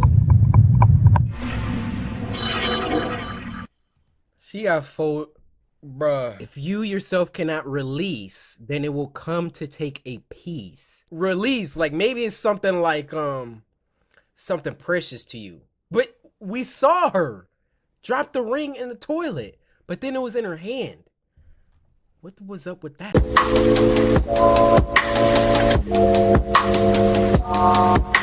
This next one's called Juliana, Scary Story Time. It was uploaded by Snarled. How's it going, Ate? Now, this was sent to us by that one girl. I don't know who she is, but that one girl sent it to us. So, hey, if you that one girl, and if your name isn't that one girl specifically, I'm not speaking to you. You could have went on Twitter. You could have followed me at coryxkenshin, hashtag Spooky Scary Sunday, and dropped the link to this video in there. Hey, I'm Sapphire. Wanna hear something scary? Hey! Hey! Juliana. Alright, so Sapphire wanted me to let you guys know that this is a story submitted by one of her Patreon patrons. So if you are on her Patreon, you can submit her stories and then they might get on here. Did you know there's a guaranteed way for me to read your scary story? Consider joining our Patreon, where I read and personally respond to a story. Did I just tell y'all that? There was a summer camp that was created many years ago called Sunny Summer Camp. It was originally an all-boys camp founded by a park ranger by the name of Sunny Summers. This story takes place the first year the camp became co-ed. So, at orientation, the camp leader was explaining the Mr. Summers contest that was held at the end of every camp. The boy who looked the most like the founder would win a trophy and cash prize. That ain't fair. I'm black. A red-headed girl with long braided pigtails raised her hand. What if we open the contest to everybody this year? She asked. That's a great idea, Juliana, the camp leader exclaimed. And maybe the judging criteria could be less about appearance and more about whoever shares the most qualities with Sunny Summers. Everyone around her began clapping and cheering. Yeah. Except for a boy sitting a few rows behind her. His name was Dustin, and he wasn't happy with this change. He looked like the direct descendant of Sunny Summers and believed he was a guaranteed win. Dang. But now that they were changing the rules, he was worried he might not. Over the summer, his disdain for Juliana grew and grew. So, the night before the Mr. Summers contest, Dustin asked his friend Trevor to help him with a prank. He didn't give him many details, just that he wanted to teach Juliana a lesson for having a big mouth. Dang. Dustin had been observing Juliana all summer and knew that she was usually the last one in her cabin because she would stay up and help the camp counselors clean. What a suck-up, Dustin thought. So they hid in the nearby bushes until Juliana showed up. When she finally did, Dustin jumped in front of her and told her that one of the counselors was asking for her and motioned for her to follow them. When the three of them had walked a bit away from the cabins, Dustin pushed Juliana onto her back on the ground. The impact knocked her out. Dustin sat on her legs and told Trevor to hold her arms down in case she woke up. What? Trevor had no idea what Dustin was planning, but he silently obeyed. He watched in confusion as Dustin pulled out a needle and string from his pocket and began to sew Juliana's mouth shut. Once he was done, Dustin grabbed Juliana's legs and told Trevor to help him carry her to Sunny Rock, the highest point in camp. It overlooked the canyon and had a gorgeous view and a horrifying drop. They hid her body in a bush and hurried back to their cabins. That'll teach her to shut up, Dustin said. Trevor was speechless, still shaking from the horrific act he was an accomplice to. Dustin noticed. Dude, we're not gonna leave her out there forever. We'll go get her after the contest tomorrow. The next morning, Dustin and Trevor sat in the back row of the mess hall where the Mr. Summers contest, now renamed Sunny Summers contest, was being held. The camp leader called out the names of each contestant to the stage, but no one showed up when he called Juliana. There was only silence, aside from Dustin's stifled giggles. After the contest, everyone walked back to their cabins to pack their things. Dustin and Trevor noticed the camp leader running around in a panic, asking campers if they'd seen Juliana. Dustin turned to Trevor and said it was time to go get her. They walked back to Sunny Rock. She gone. But her body was nowhere to be found. Oh God, Trevor said, feeling sick to his stomach. You don't think that she... He pointed over the edge of the cliff. As the boys peered over the edge, they heard a voice behind them. Looking for me? It was Juliana. She was still alive. They turned around to see her standing there, but she was covered in dirt. I guess Juliana didn't have herself a rough night. She was covered in dirt and blood. Her clothes were torn with twigs and leaves scattered all over. Her eyes were filled with rage, and her mouth was still sewn shut. Her voice echoed inside of their heads. I can't let you hurt anyone else like this again. What the freak happened to you? Toward Dustin, which caused him to step back, lose his balance, and fall down the cliff. Now you know he did. And although he quietly stood there, Juliana could hear his racing thoughts bouncing around in his mind. Please, please, please, please, please, please, please, please don't hurt me. It wasn't my idea. I didn't even really do anything. Juliana took a step towards him. Exactly. Many years have gone by since Juliana's death. A monument was erected on Sunny Rock in her honor. And every summer, the campers adorn it with flowers and the Sunny Summers sash. Legend has it that Juliana still watches over the camp, protecting those who speak up and punishing anyone who dares to silence them. So what happened to Trevor? First of all, what happened to her? Did some freaking coyotes find her and just...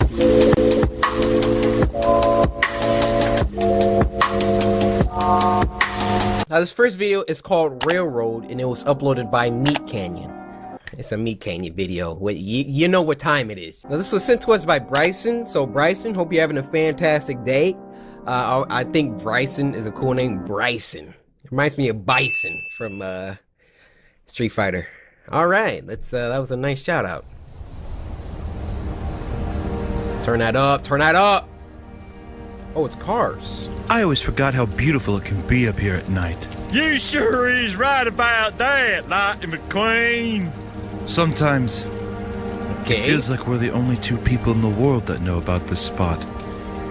Funny you should say that, because I saw a train on my way up here today. Well, trains are pretty common around these parts. I mean, there's tracks everywhere. Well, it was downright strange. Wasn't like no train I'd never seen before. Was it blue? Like a mystical blue. Almost as if the train had become one with the air around it. This feels so weird. Oh, yes! I couldn't have said it any better myself, Lightning. Man, that's exactly what it looked like. When I had that wreck a while back. Oh boy, I remember. We all didn't think you were gonna make it out alive. That's pretty weird.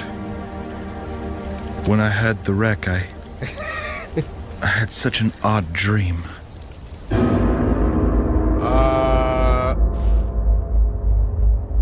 Okay. It was a strange feeling. It was a place I've never seen before, but felt as if I'd spent a lifetime there.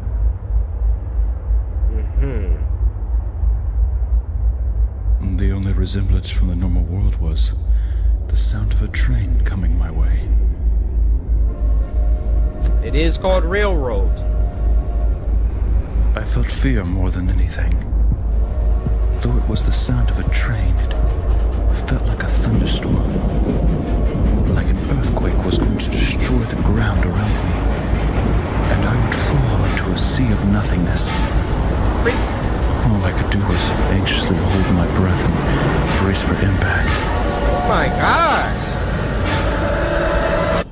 but the impact never came.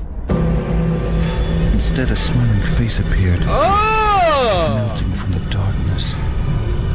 Pale and cold, screeched forward on its tracks, only to stop right in front of me.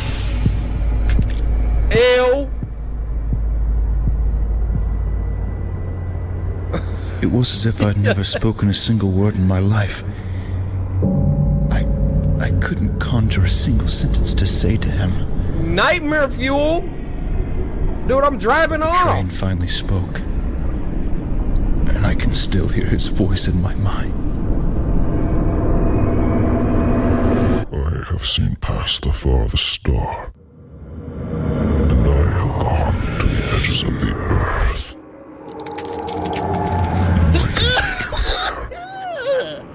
And if you so choose, I can give you all the things you never knew you wanted.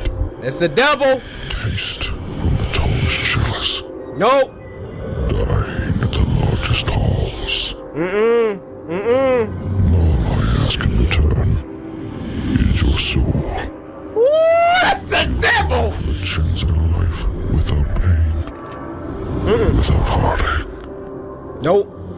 All this I can give you and more. Listen! Just for your soul.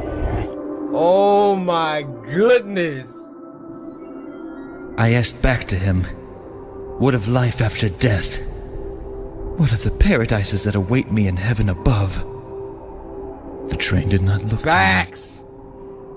It didn't make a single sound. Through all the steam and moving parts controlling this demonic vessel, its only reply was... Drain of woes. Huh? God has turned his back on you. That's why my tracks still push me forward. I don't understand My body was afraid. Something new and unknown. May it be death? May it be hardship?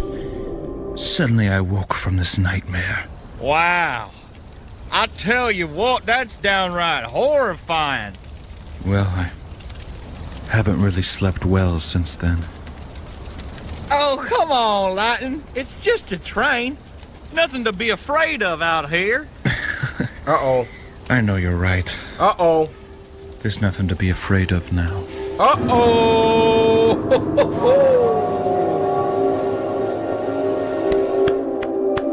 You gotta hand it to me, King. He don't play around.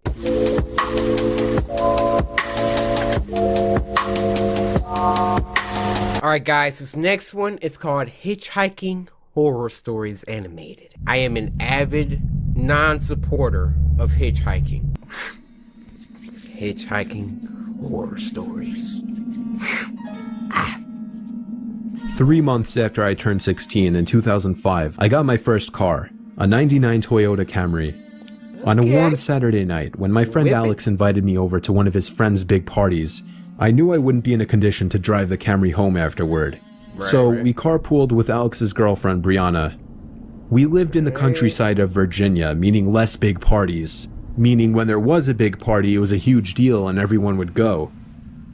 We lived about 5 to 10 minutes away from this kid's house. I knew where he lived as I was acquainted with him, but not exactly friends. The whole ride there, we took the same 2-lane highway type road through the woods, and this kid's house was actually on this road further down.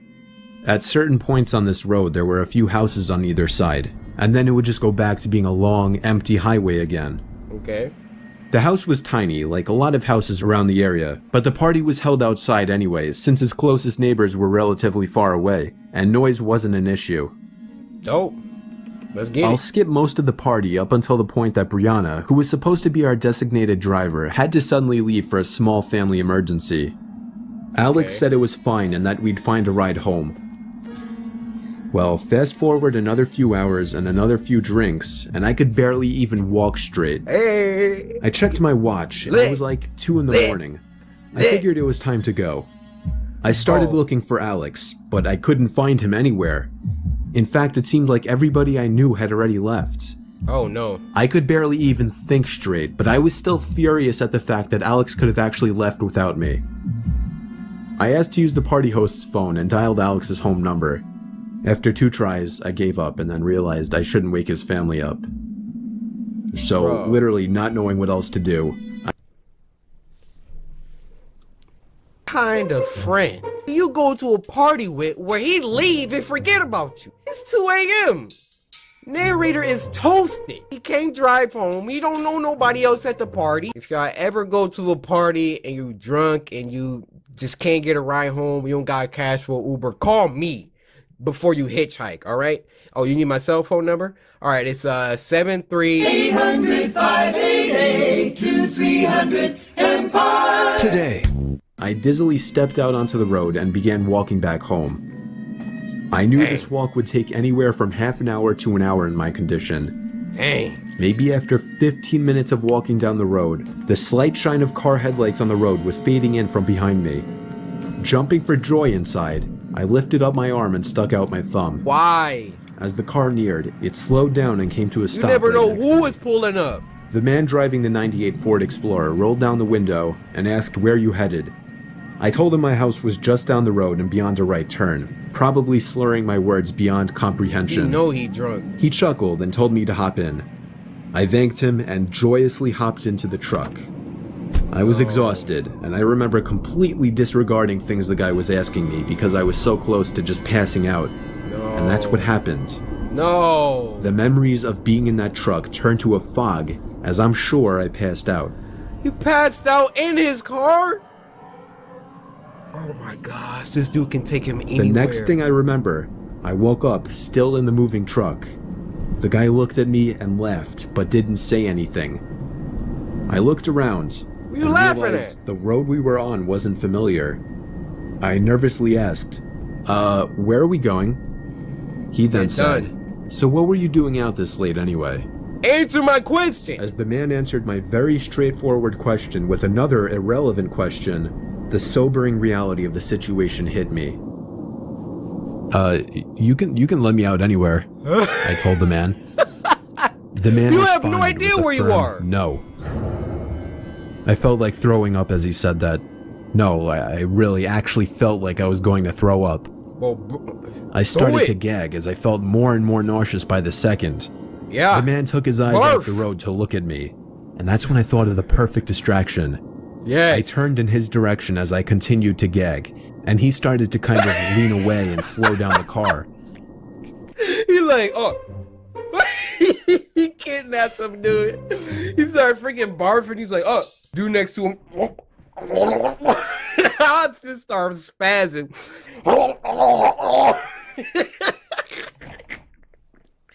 My dude be like, oh. Oh. Oh.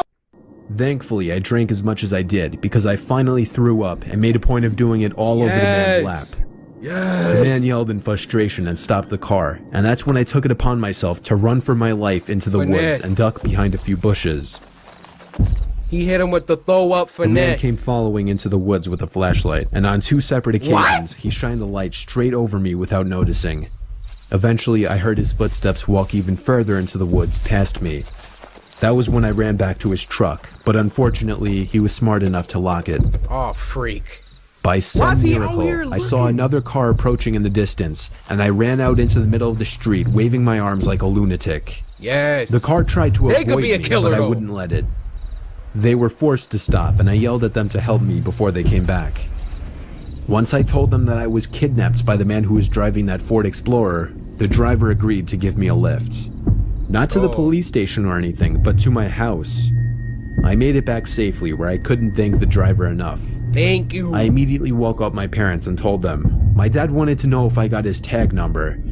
And then I felt like punching myself in the face. I failed to get the simplest information from the guy that would have allowed me to actually properly report him. Dang. All I knew was that he drove a faded blue '99 Ford Explorer.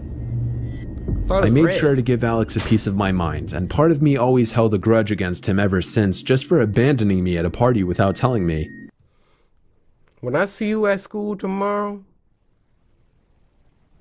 you getting creamed. Take that as you will. I haven't seen him in 4 years now, however, and this was actually the first time I even thought about this incident for almost a year now. As time goes on, even the worst of memories may start to fade. But after writing this to share with the internet, it's once again fresh in my mind.